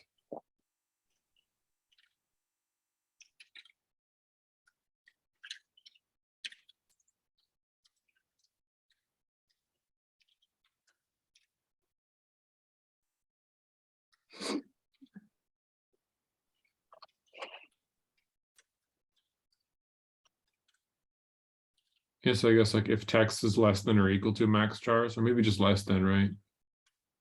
Well, first we want to do maybe a min. Right, min, yeah, and then I guess you can return whatever you want it to render right now.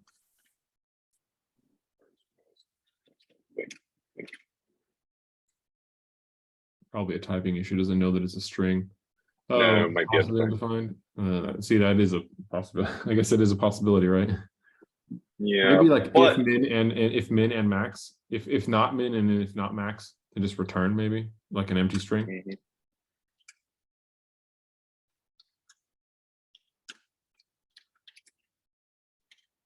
Yeah, something like that. Yeah, this will fix the typing.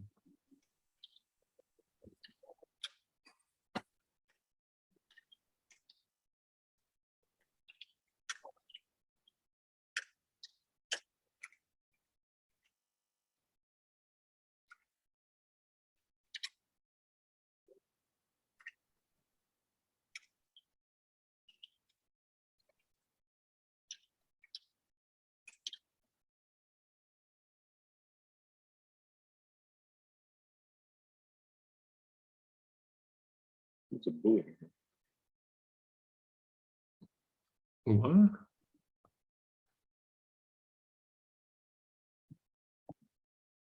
I think it's because you're doing this double thing.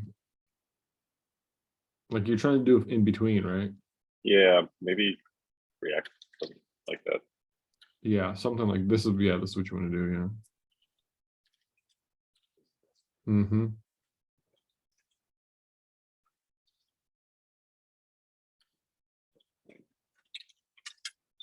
It is. Delta.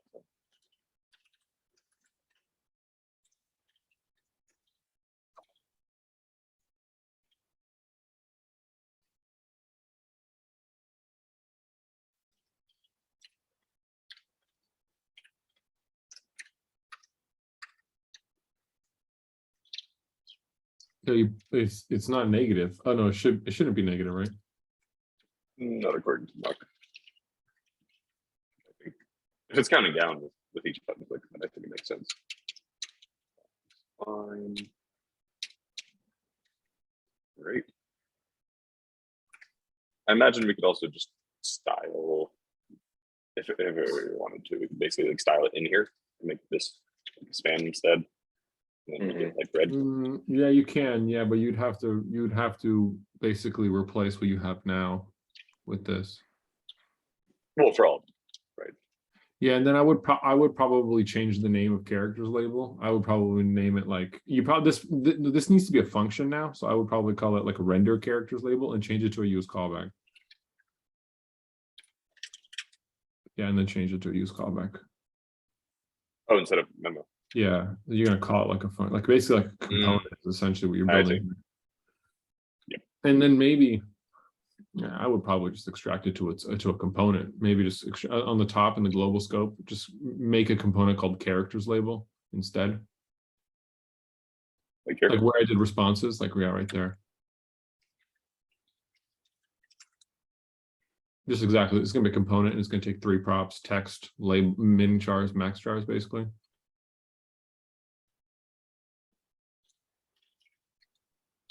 Mm-hmm. Do we need to specify the props? Well, yeah, but you have to, well, I guess you can just do it inline. Remove all that and just do it inline. So just delete that and then just do colon text, colon string, colon number, basically. String. Yeah, that'll inline it. You misspelled string. Why is this? Number Oh, you probably, because it's a typing, so you have to move it actually to a, because you're doing it, because it's technically props. It's very close, Ben. Just copy that real quick, and then yeah, just do it like that. It'll be easier if you just give it a name: interface, character, labels, prop, character, label, props.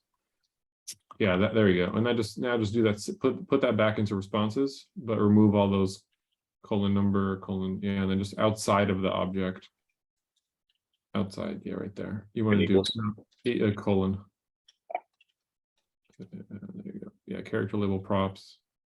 Character labels props. You probably want to name it character label props. Yeah, there we go. Yeah, perfect. Yeah, and then just return. You want to make it an arrow function, so at the very end. I think, yeah, there you go. And then so yeah, now in there, kind of put that use callback function in there instead.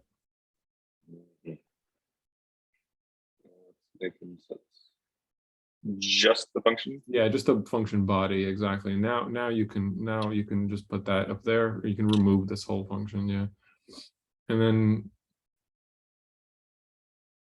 a little higher.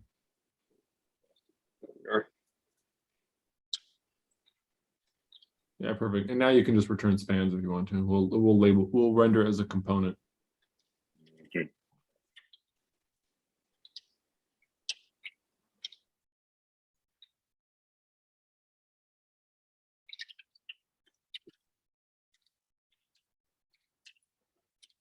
You don't need the semicolons, yeah. And you got to remember to pass the prop. So text equals text. You're gonna need it in brackets, yeah.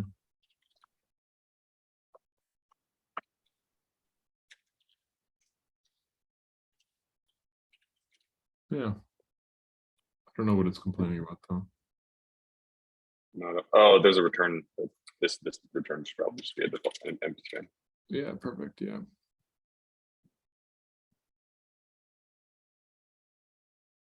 Oh, it's because I think you mistyped the chars, which is you probably want them.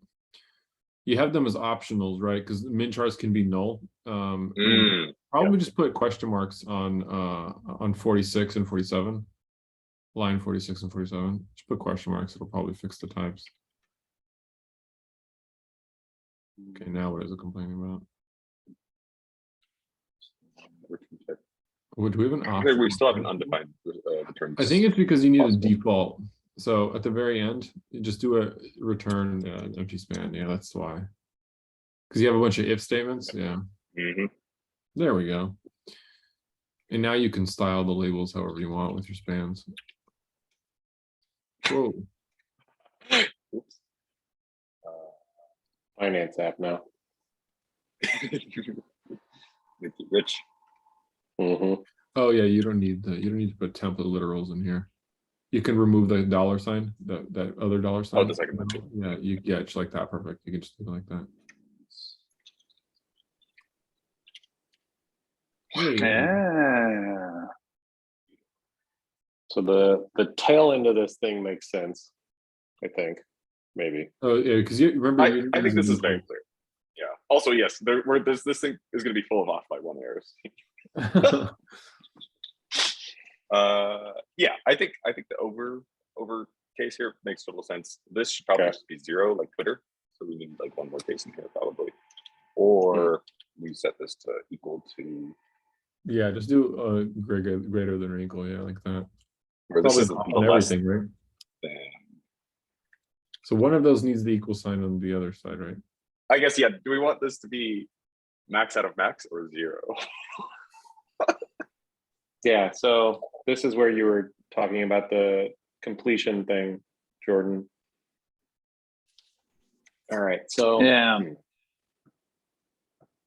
I think 0 to 500 is fine. And then once it hits 500, it goes to the state he just showed us at -15.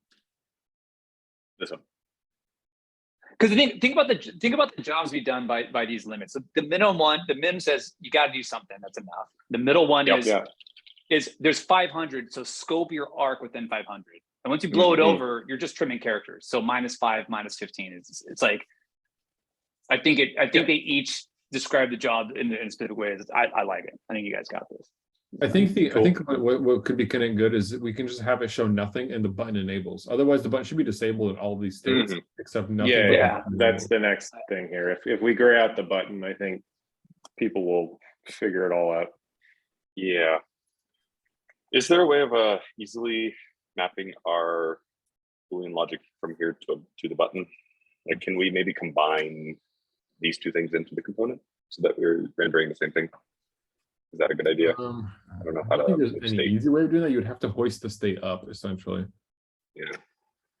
So in other words, this would be pulling on like It would Like an basically be enum. pulling in like you would basically be rendering like well, yeah, we would have to hoist all the state up essentially. So essentially you would have to move like all this logic to the body of the previous component and then pass just Boolean props in. yeah. But we'd still need at least 2 props to describe this, right? Because we have 3 cases here. I mean, realistically, the only logic that you need to enable and disable the button is whether or Oh, not yeah, is line 57. It's min chars is Within the within range. or without, right? True. That's really the only thing you need. So if you just put that into the body, like make it like, you know, is good or is valid or whatever, right? Then that should, well, no, you want to put that in the body of the index component. Yeah, like here.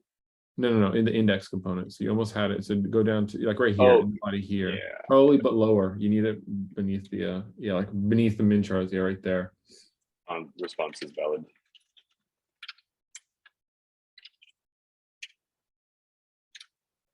The problem is that these are possibly undefined.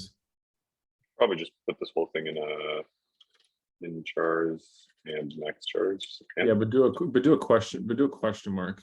Yeah, actually, no, this will work. I feel like, yeah, this will work. And on our button. Yeah. On line 221.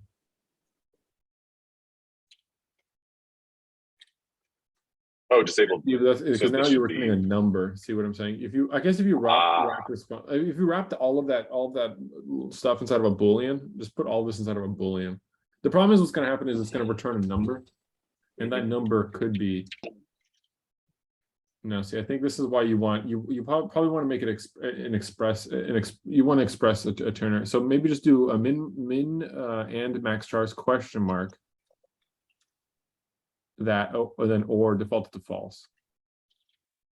Right. Now I think that's probably the best way to do it. Yes. Yeah. And for the disabled state, if we don't have an account, disable it.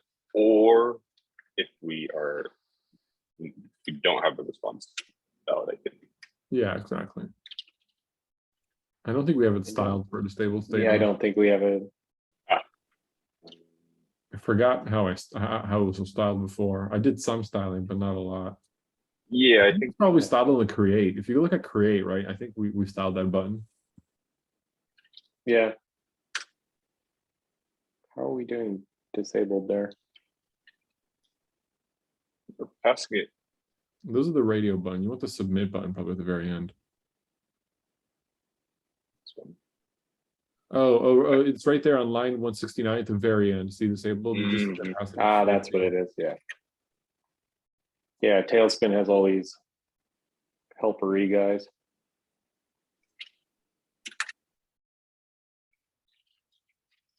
Oh, something's wrong. I think it's working. Oh no, that's right. That's right. Right.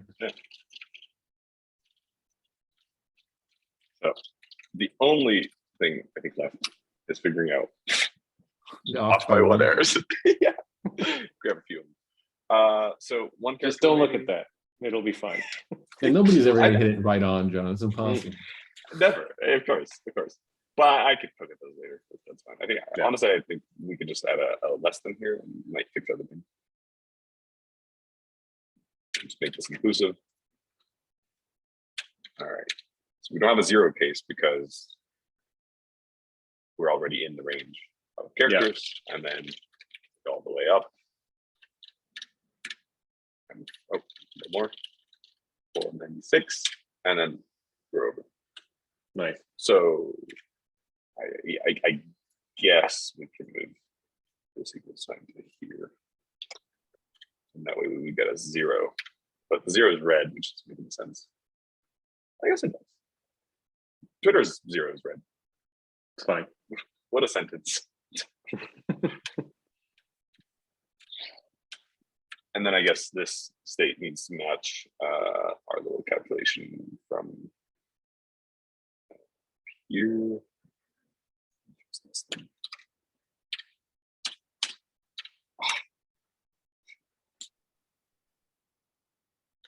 Isn't that right? Yeah, Yeah, that's right. perfect. Yeah, if you add one more, you should disable because it's the max. Yeah. Look at that. Yeah. We just birthed the weird one. Good job. Yeah. Sweet. Yeah, this would back and forth on this thing would have taken forever if we were like sending comps and stuff. Interesting. We needed to load like the object of the thing into our brains. Yeah, And then like spinning it. takes a village. Man, Like a I weird love component. how complicated that got. I'm having a great time. Yes. I mean, this is my favorite thing, is making oddball control, but I can't hold them in my head anymore because they require too much of this stuff now to make anything that nobody's seen. Yeah. Yeah. And so when it gets weird, I'm like, fuck it, can't get there. No, when it gets weird, mash the gas pedal all the way out is through, man. It means you're into something good. I Yeah. appreciate it. We got there. Yeah. No, I With love your it. cheerleading, your weird cheerleading. Yes.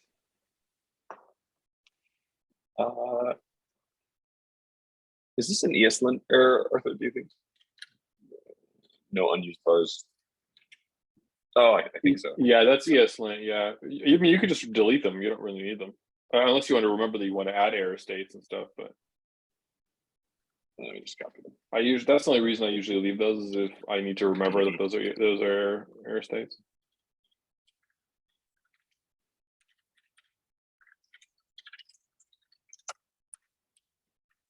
Safely build. We're building. It's great.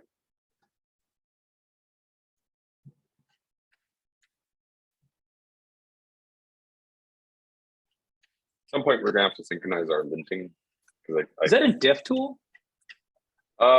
this is very similar to the GitHub desktop client, except it's called Fork. Oh, it's just a GUI. I forget. Yeah. Okay. Yeah. Cool. Yeah, we and should do the linting thing so that it's We don't less keep cruft all stepping over on the each place. other's toes. Yeah. I don't care at all. I just need to be told what to do. I wonder if because Web3 scaffold already comes with some linting stuff in here, and that's what I'm running off of. I think. I wonder if you just need to install the package. Maybe. You need to look at the global one because this imports the global one. Yes. Yes. This one, right? Yeah, the only thing I find weird about it is that the fact that they have errors for these things, but otherwise it's fine. Yeah.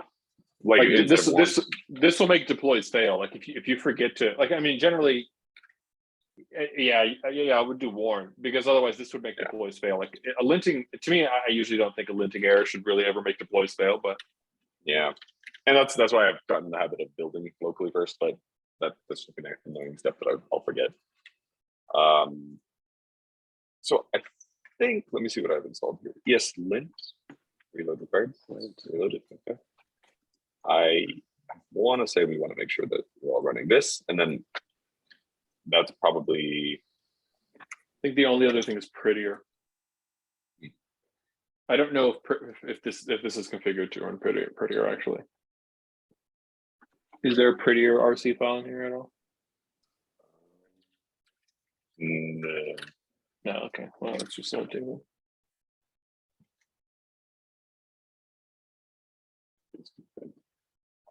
Okay, I'll drop the link for this package. Yeah, I think it comes pre-installed. I just had it disabled.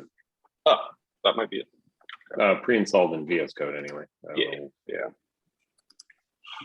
So now if I click Command S, I guess yeah, what are we switching from here? Oh yeah, it's rewriting some important stuff too. So that's probably what it's these things.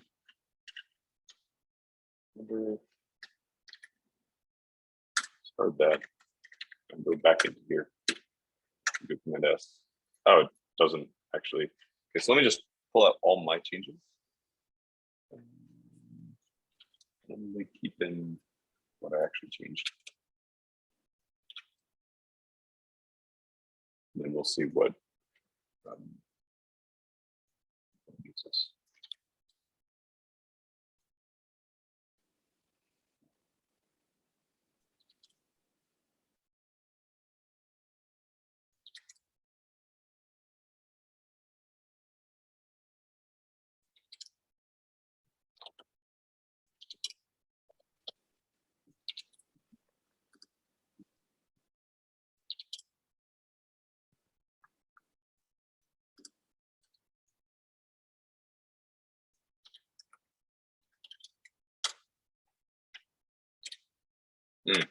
Okay, so this is linting. So I think I'll commit this because this is the state that it's taking me to.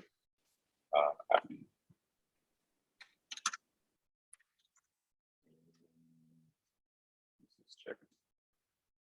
Fine.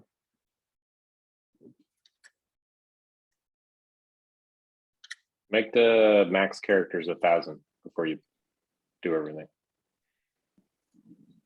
I feel like we might have to update this in the slider as well. I think we have it.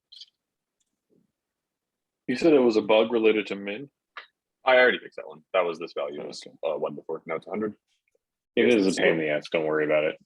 Just saw it. No, yeah, I just want to make sure that passing it in to that's passing it correctly.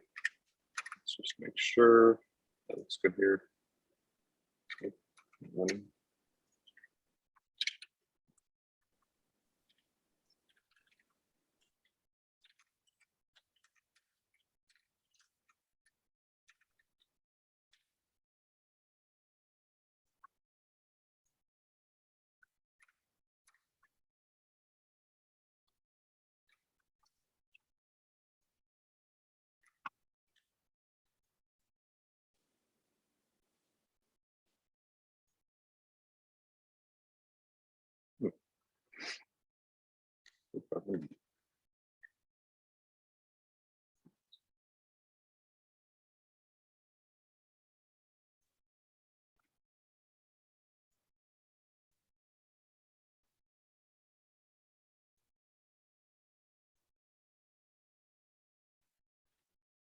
Not hard coded or anything, are they? No. I didn't think so, but Oh yeah, the min max thing is also broken. They both say min because I don't know how to do I max. just noticed that. Okay. So we have a reason to go in there if you want. I mean, y'all are still awake and willing. I'm just watching you do stuff, so it's easy. Here we are. Do this. Yeah. Okay, can we pull this in from our props then?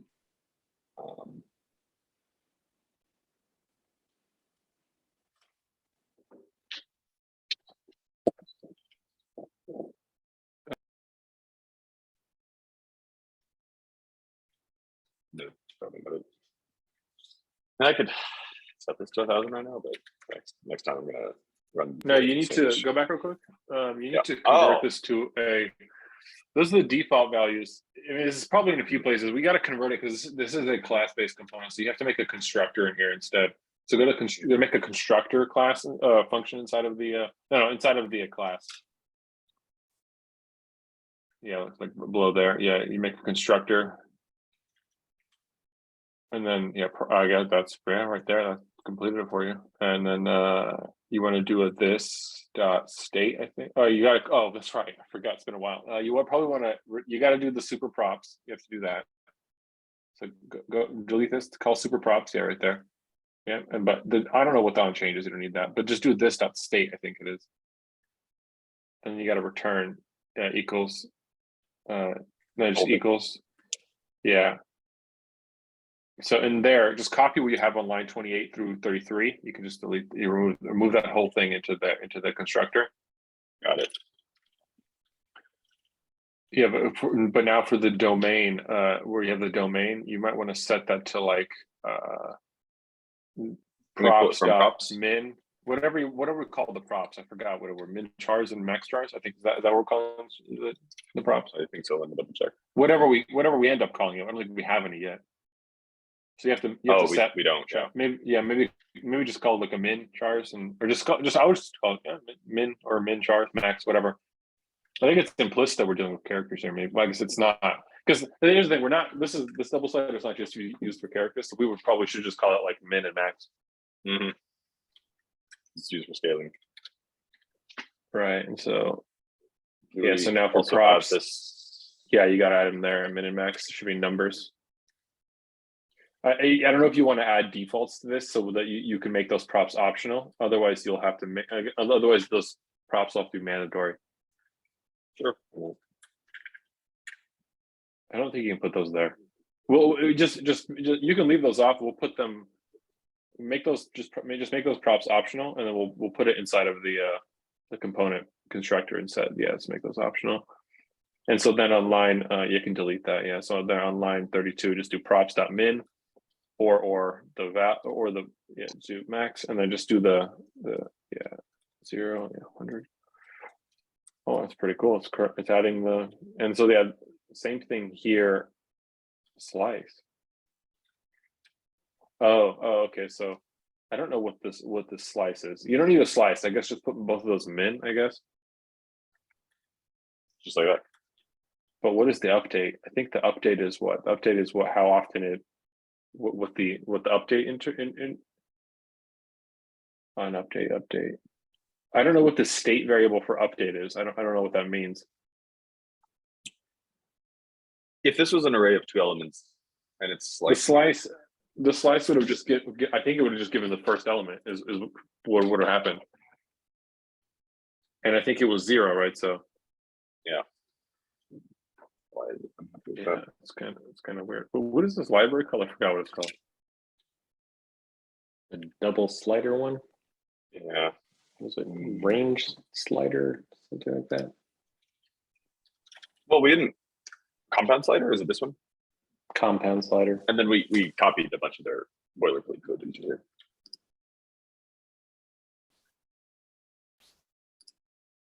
Trying to.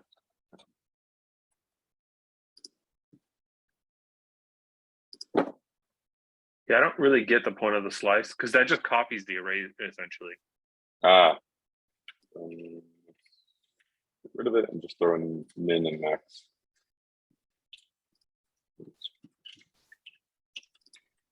It returns a shallow copy of a portion of the array, but if you don't pass anything in, it just returns the same array. I don't know.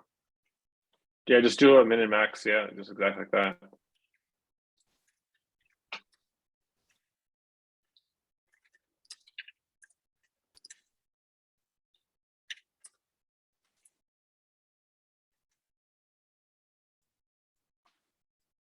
It's not dragging.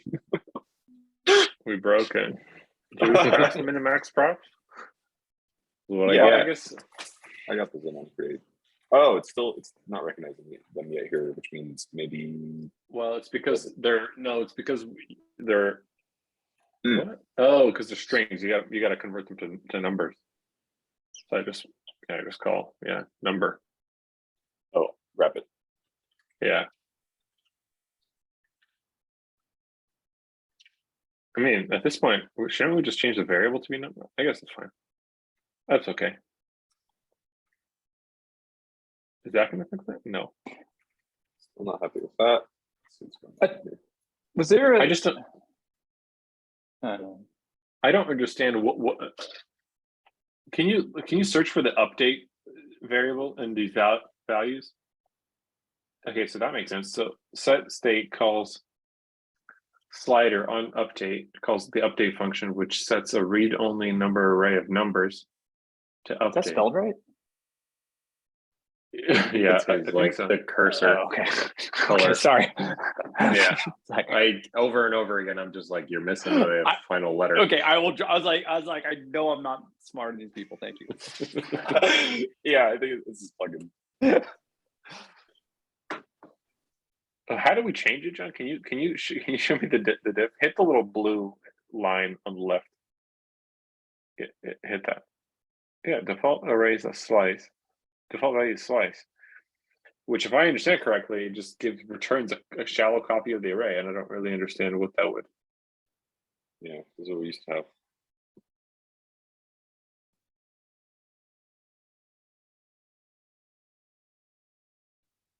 How strange. What if we?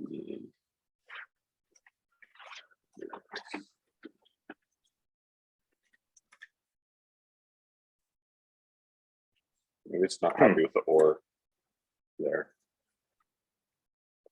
Or because it's passing in. Let's Drops just that try this. max. On No, line, like no. after line 29, just make a default values variable and put props.min in there. Just copy like what we have on domain. Just make a variable, assign it to what we have. Yeah, just copy that.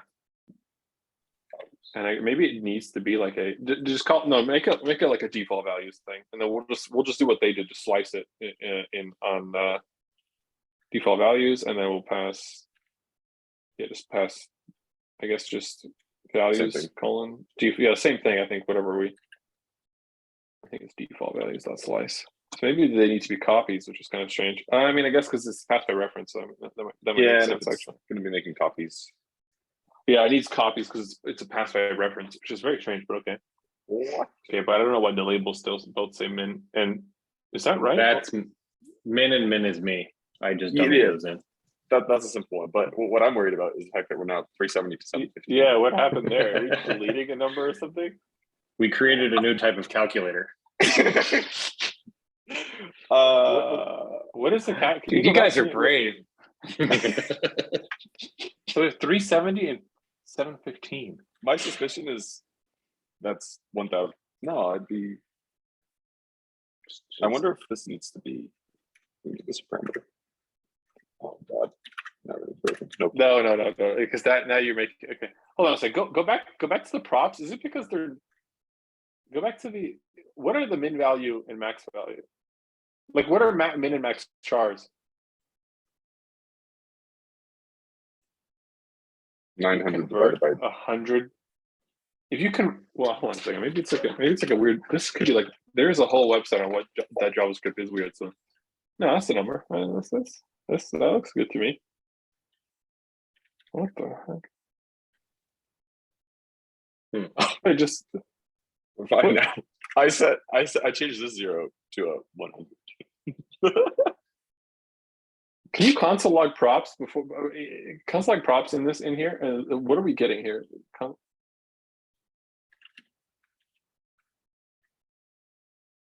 Yeah, but inside of a double, just console like that. Yeah. Maybe we're just not getting. Maybe it's undefined for. It's right. 2 values. We're looking good there. I think the min value must. I suspect we're not passing in the props all the way, and this defaulted. No, I don't know. It's working. Well, but that's because the state matches what you said as defaults. What if you change the min to 200 and the max to 500? Will it update? This is going to break everything. Oh, I'll be okay. All right. All right. I still feel like we should convert all of those to just numbers. Like I state think variables. that's safer. Yeah. I don't know why they're strings. You just make them numbers. Yeah. No, I think that needs to be a lowercase n, John. I will never, ever. It's TypeScript and JavaScript. It's a nightmare. Oh, but make sure, so remove those numbers, but to the args, I think you have to pass strings. Yes. So in the contract write, make sure you convert them to strings on contract write. Do these need to be an object? I think No, these need to. I know this should just be straight. No, these are. This is the setters, right, from the variable thing. Yeah. Just make them. Yeah, just pass them. You're passing them to a function. Those are functions. Oh. Oh no. Yeah. So just pass. Yeah, how you had it before, but they shouldn't be objects. Just remove the 2 strings on both of those. Got it. Yeah, like that, and then exact second one. The only final thing is the contract, right? Make sure you update the contract. This is fine. Yeah, so right there on 48, make sure you put those in string. Yeah, you could do the same thing we did before. You cast it to a string, but you could do this too. That's more explicit, I guess. Yeah, I think this makes more sense. Yeah. Agree. And then let's dig into the double slider min. What's that being defined? Like tool or slider handle, maybe. Yeah, it's the handle. Yeah, go to handle, and then where's the And tooltip is what I think I dumped it into somewhere. Tooltip. oh, it's Yep. yeah. So it's min right there. Yeah. So this One one of these just should be, but the other one shouldn't be min. Yeah, Oh, so wait it's a the second. same handle. It's like rendering it after the fact, I think. Mhm. I think we just pass in another prop. Oh, okay, it's a handle prop. Yeah, so I guess I would Yeah. just give it a label prop. Yeah, just give it a label prop that has an optional string, or probably a string. Yeah, not optional because we probably want to set it, and then just replace min with a label with the I guess this dot props dot label. I think. I would have tried to do something far more complicated than this. Oh, on line 161, pull label out of there. Line 161. Yeah, right there. Yeah, grab label out of this object. At the very It's end. been a while since this is like the old version of React where you have to write classes for everything. And so this is a bit easier to understand because this has like explicit life cycles and everything, and there are no use effects. Like if you want to, Mhm. you just have like an on component update I function think that'll this run is- when This is what I started learning with React, and then I stepped away Mhm. for a year, and I come back, and everything's different. and it's completely different. Yeah, it's gonna be a nightmare. Yeah. Yeah, this The is feature. like easier to understand because obviously they have like Yeah. I render like this processes. better too. Yeah. Yeah, I like this yeah. better. When hooks came out and everything, it basically like wrecked the development world because now the React dev team, the core dev team is like writing these blog posts about, like thinking in effects and like it's basically changing all of React. But I think it's been long enough now that most people just write hooks now, so it's they've got their advantages, I would say. Oh, fascinating. Yeah, so in the handle component, no, not there. It's the actual handle component inside of there where we're mapping handles. Oh. Oh, right Okay. here. So now we probably need to use some sort of Boolean logic to understand which handle we're talking about here. Because Yeah, see, based we on have.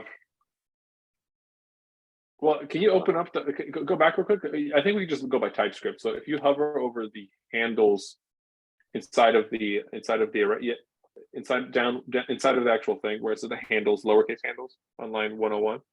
This one. Yeah, can you open that up? And I guess go down to where slider item is. On line 18, can you go? Yeah, look what is in there. Can you open that one up? Yeah. Okay, so it's ID value in percent, which is it's not helpful. I think we might just make this index based because we know if it's 0, then it's the min, and if it's 1, it's the max. So I guess if min is bigger than max, that should be min. Oh, wait. It's the flip. It's the flip flop one. If min is bigger than max, we're dealing with the max. If max is bigger, no, that doesn't make any sense. No. Hold on. Min is less than max. No, I'm complicating it. If it's 0, then it should be min. If it's 1, it should be max. That's how we should. That sounds right. Yeah. Okay. I don't know. I like to get philosophical about that. I like Yeah. Let's write the longest possible way to get there. We do long form. I hope we get to the point where we have to start speaking in Latin because the only way it can be descriptive enough. Getting that high level. You have to write it by hand Yeah. The index is going to come from with a that. quill. Index is going to come right after handle. Do you see where handle is? We're pulling handle out of the dot map function. The second parameter of the dot map function on line Yes. 103. Yeah, right after that is index. So I guess Mm. if it's 0, it should be min. Wow. Thanks, GPT-3. Oh my god, Ridiculous. that's terrifying. Goddamn triple equals, man. I'll never. Yes. Hey, that was great. Dave, Lowercase or or uppercase? I was asking you. We should have just left it. We should have left it to Copilot. I think Copilot Yes. thinks it should be uppercase. According to Copilot, how Lowercase. can we? Can you imagine how much more terrifying it would be if they put lowercase for us? That would be even scarier. All the context it needs to understand to make. This that is why you decision. still need designers. Yeah. The AIs can't take our jobs away yet. Lowercase Yeah, or uppercase, AIs you can know. AIs don't know when to arbitrarily do something wrong, which is where most of the good design comes from. You got to just, yeah. Exactly. Is the thing doing the number thing again? No. It did, but I think that might have been a bad refresh while I was changing stuff in here. So yeah, I think that's what happened last time. It Yeah. like pulled the values from where the sliders were the previous refresh and just Mhm. blopped them in. Yeah, Yeah, like made that the whole range, and now we're in the middle. exactly. Yep. Oh, John, we might have to two-way bind it. That doesn't make it. I don't know if we want to get that complicated. No, I think but this is the like, webpack layer, like the dev layer. So I'm kind of curious if you submit it, will it? What happens? Oh, we redirect when you submit, right? It automatically redirects. But if it Yeah. errors, what happens? Okay, yeah, let's just see what happens. well, if I reject, I think we're still But now, fine if you here. moved them, okay, we're fine. Okay, good. All right. And then if we sign again, processing.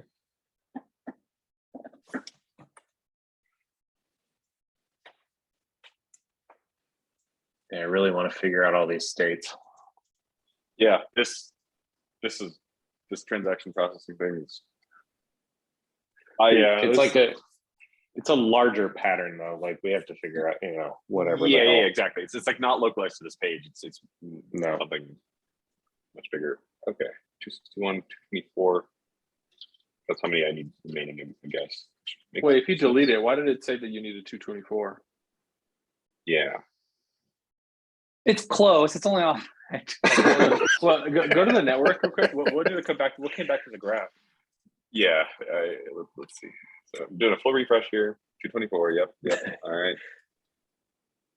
It came back with One of the 224. systems is taking taxes. Maybe did you actually set it to 261 in the min and max sliders? Maybe you moved it. To No, I 224. may have moved it again. We have a recording. Just make a new prompt. Recorded. Just do one more. Go back to the tape.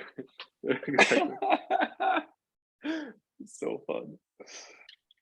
This is the most fun anybody's had making sliders in the universe ever. Absolutely.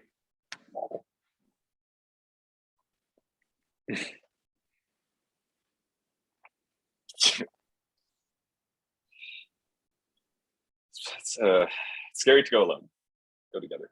Mm-hmm. Now we can add the third state here if you want for the prompty, like for the polling if you want to. I guess we can do that later. It doesn't have to be in the call. Yeah. Just to reduce the number of transactions. We're only waiting for 2 though. I guess we've been getting kind of lucky recently. In fact, I feel like we can drop that down to 1 because I don't expect somebody to be affected Polygon while we're using Prompty. But isn't there a scenario where it It won't be in the that's graph good. yet. Yeah, we'll have to add that third state with the polling. What's the polling? Well, what's that do? Well, so on the other thing on daily graphics, we were dealing with a situation where we were trying to minimize the number of the confirmations that we waited for from the graph, or no, from the chain, I guess. Yeah, from the chain. So we're basically pulling the graph, and as soon as it appears in there, then we switch pages. So like we just sort of send the transaction off, assume that it's going to go through when it goes through, and our source of truth is now the graph, which is a pattern. It just simplifies things a little bit instead of like doing this assumptive or because right here we're kind of like optimistically switching the page because we wait transactions and then we switch pages and we assume that it's already in the graph. Yeah. And sometimes it's not going to be there, because of There's an congestion. inherent bug that if the, for example, the chain is a little slow or there's congested, it'll, with the transactions that we come back with, the graph will not be populated with the data, which I think, John, just for this case, the case of the architecture, I think we should just make the graph our source of truth in general. And Agreed. yeah, because just on all pages, like, the graph should be the source of truth, not the chain. Mm-hmm.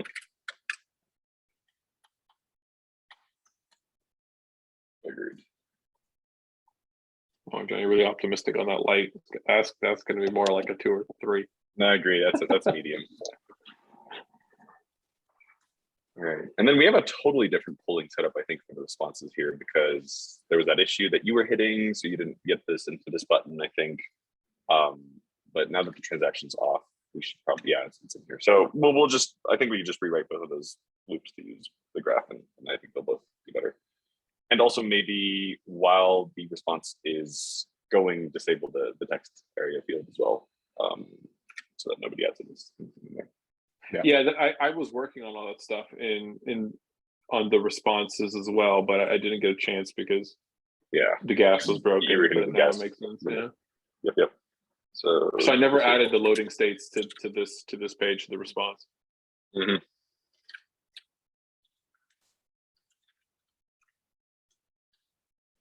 Okay. We've got sliders. We've got responses. Yeah, the response label on the like listing page. Mhm. Did we get that in or no? Yeah, do you mean, these we can add that label. I think it, Well, That's the are only we thing that- pulling? Can you hit Prompty on the right there, John? I want to see what data we're getting back from the server. If you go to preview. Oh, we're not pulling in responses here. See, we'd have to pull in the responses object, which would inflate this request by a lot, essentially. what if, can we pack those down to just an integer? But You can or is that update the something- graph. You can update the graph to return responses as an object with a length and a list field, right? So you'd basically have a subtype. So the type name of prompt would return for the responses. It would return like prompt responses, and in there the type would be like length, and then it would be the actual list. And so then you could just pull the length field off of the responses instead of the entire list. Does that make sense? Yeah, and we wouldn't have the data in there. It would just be sort of wrapper. Yeah, I mean that's kind of the beauty of GraphQL is like you can create these things as you can basically construct the response you want, and so we can just, or I mean, just to make it simpler without having a subtype, just have a responses length field here that returns like right on the top level object here on the type name. That would probably be the easiest, honestly. That's probably a quick 2-second change. Yeah. So then in there where you have like max chars or whatever, you would just add a response like number of responses or whatever, and then you can. Yeah, exactly. I don't know where these things are being constructed. Probably in subgraph somewhere. In probably the subgraph package, probably. Yes, there's a very interesting weird mechanic here that moves some code from. Yeah, well, what it's doing is generating the TypeScript for us from mappings. Yes. So. Yeah, that's a generated schema. It probably generates it based on the like the schema that we build here. Yes. I don't really Which makes sense, but then where are we defining the queries? That's a good question. Oh no. Query. Maybe here. Maybe this is the source of truth. No, this is the app. I don't think it would be here. I'm saying, isn't this a query? But yeah, this is the query. Yeah, but you can't just add number of responses here, otherwise, because they won't know how to resolve it. Essentially, yeah. You have to update the graph, then update the schema, and then this is based on a schema, essentially. Yeah. I don't know how to update the schema. We can probably just do it later. Yeah, I'll have to dig into the subgraph here because I haven't redeployed the Prompty subgraph yet. That'll be a process.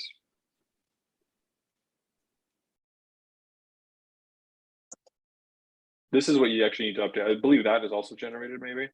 but This is us. This is by us. You write this. Yeah. But then how do you resolve this field? Like how do you tell the type?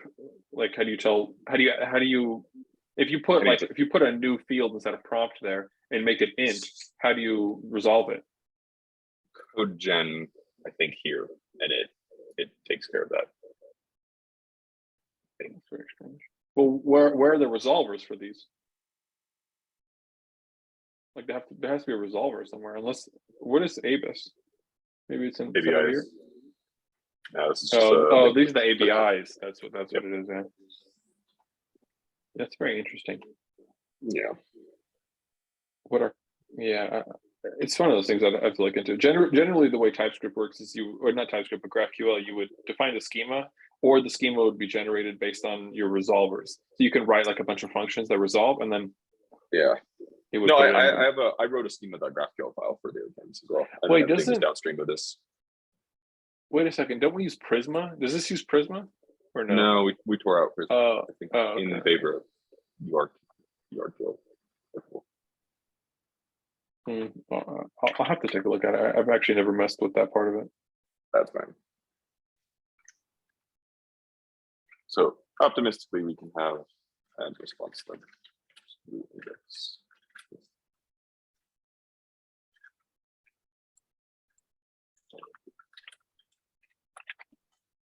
Okay, and then I think this.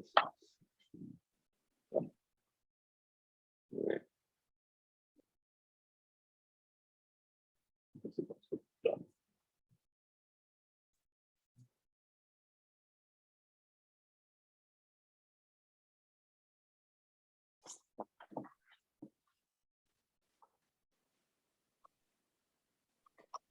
All right. Closer.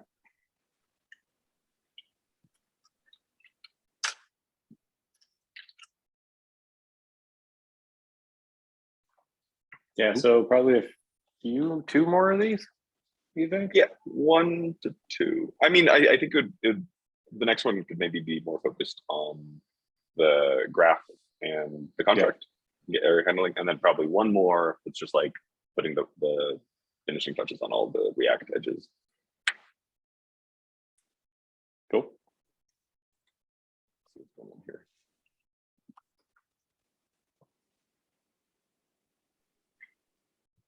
Oh God. So many words. Your overloads is the problem. Of course. Domain. Whoa. What's this coming? Domain. Read only array.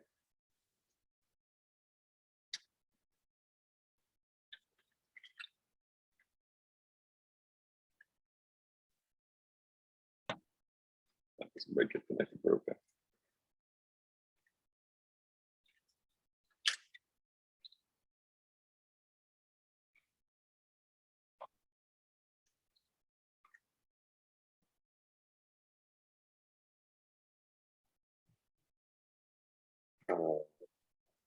We didn't like that. Yeah, I definitely didn't like that. Oh, whoa. That's new. Sorry, put that back. All right, clearly the domain prop is very important here. And it won't deploy without it, and we can't ignore it. What domain, which is declared on the props? I think domain is it's either getting an immutable array when it's expecting an immutable one, or vice versa. Well, the domain prop is what we passed as a prop in the constructor. Remember the constructor up there? Yes. What are we? Was that in handle? No, it was inside of double slider in the constructor. Oh yeah. A domain default values. I wonder if it wants a slice here. Well, maybe.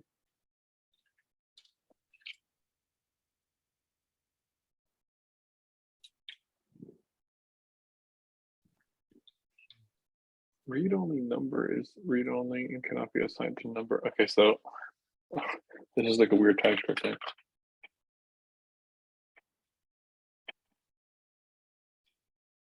Let's see.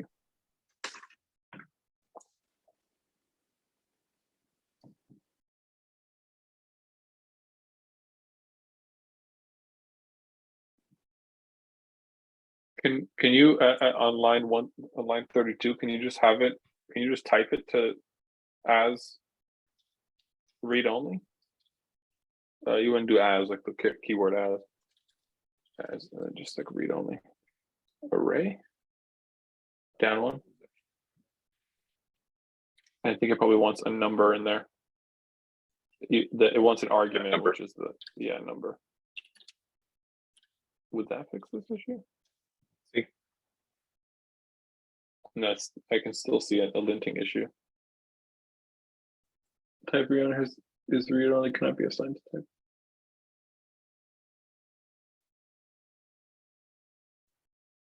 Or it is read only and we want it to be not read only. Mm-hmm.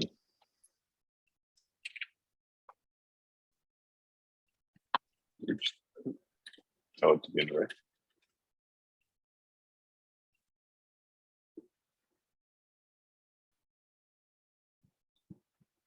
Can we look at handle props real quick?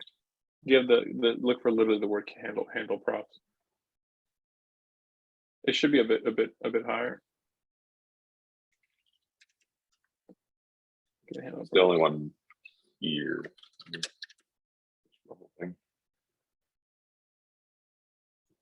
This one? Oh, it's on the right side here.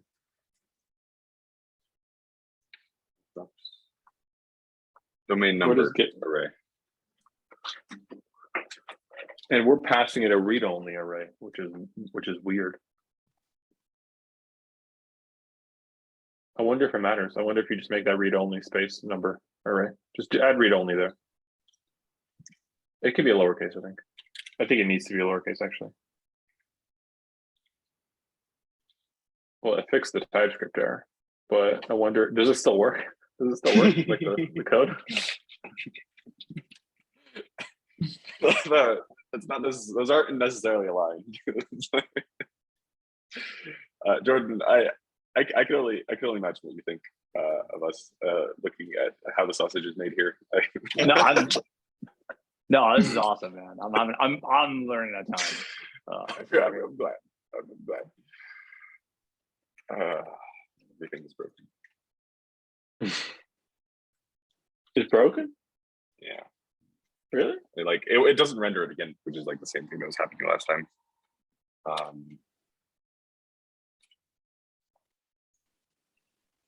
It's just silly.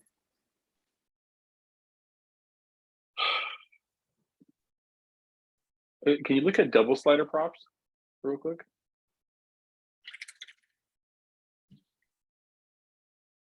Maybe we need to change the double slider props to not be read-only. On the right side somewhere there, look for double slider props in here. Gotta be in here, right? What are we passing to the constructor? Oh, you know, double slider props are probably coming from their package.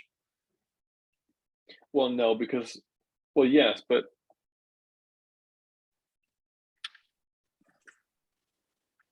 in the constructor here, right there, yeah. I hear there. Oh yeah, we're not setting them as read only. Oh, the slider state takes read only arrays. You see that 21 through 23. Mm-hmm. Oh, is this our code? Just remove the read only on there. just make it number array. Oh my gosh. I wonder if this is a problem. I wonder if this is going to be a problem. Well, I would check if it even works.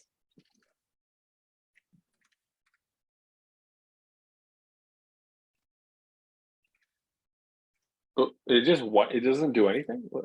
Yeah, just like fails to render the whole thing With no error. Yeah. Amazing. Wait, go back to network real quick. Yeah, that's not our. And there's no compilation error or anything. This doesn't make any sense.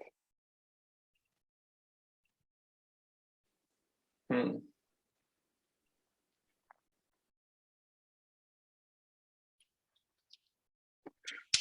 I don't really know what the best way to fix. I suspect we should just like see what did we change? Go back to the diff if you hit the blue arrow, the blue line at the right on the right.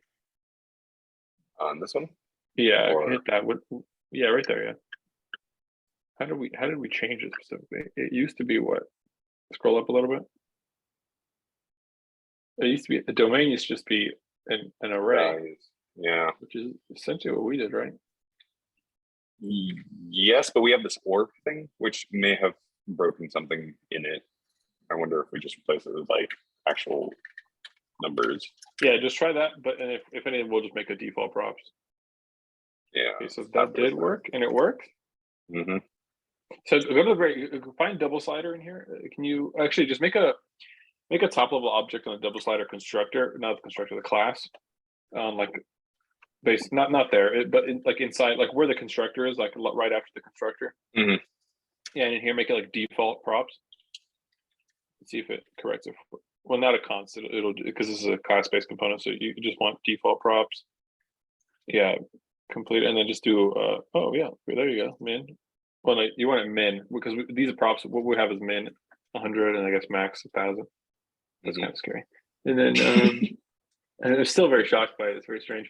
I guess, yeah, just leave that like that and go back to the. Now, code do we real want to quick. get rid of Just this get rid of that and just put it back to default values and remove the optionals on the default values. I guess and remove the those things, the defaults on there, because I think that should really do what we want here. It's essentially the same thing. Okay, so it's working. I think so. It's working.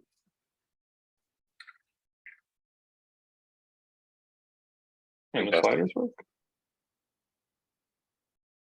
Okay. Seems And surprised. are you? I am kind of surprised. Are you passing the props? Like, what props are you passing? Is it 100, 1,000? Like, I guess in the actual component. That's in create, I think. Yeah. Like, yeah. Try like changing these. Wow. What about the max? Just to be safe. All right. That's cool. Hey. I guess we're. It's good to me.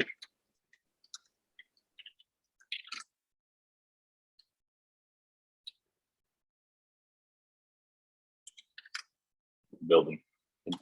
Build. All right. Committing the linted code. That. Delete that.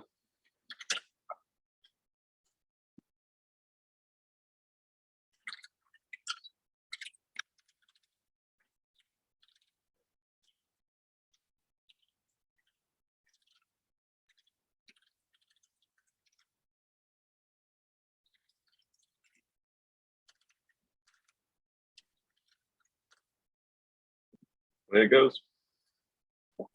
Sweet.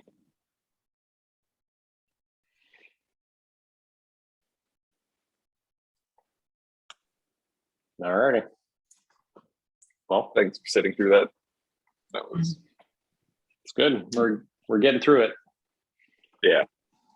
broke good ground. So Yeah. So I guess we just schedule. Well, depends on who needs to be at the next ones. Yeah. Do we want to definitely figure out? help to have CJ there, but Arthur and I are going to be dealing with the states thing on daily canvas anyway. So there's a good chance Okay. we'll sort out what needs to be sorted out on Prompty as well. Okay. Cool. So early next week, I think would make sense. Works for me. Not that I have to do anything, so it works great. And see what's going on Monday and then take it from there. Yep. Yeah. Sounds good. Cool. Well, All right. been delightful. We're in the home stretch. I think we're probably going to start scheduling some like exquisite land stuff here. I don't know when Tony gets back. Yes, so that'll be in excited. there. Yeah.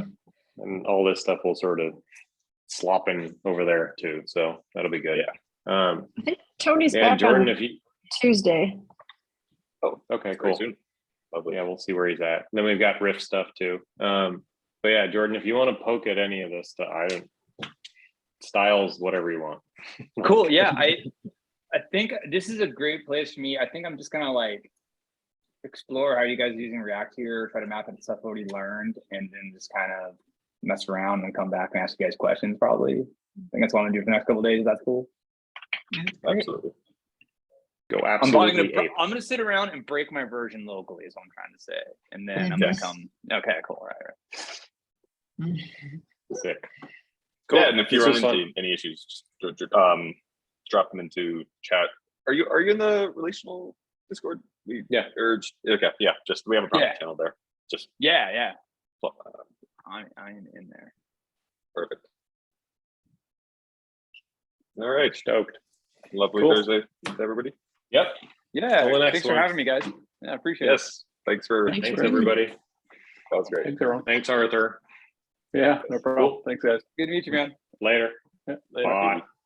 Bye.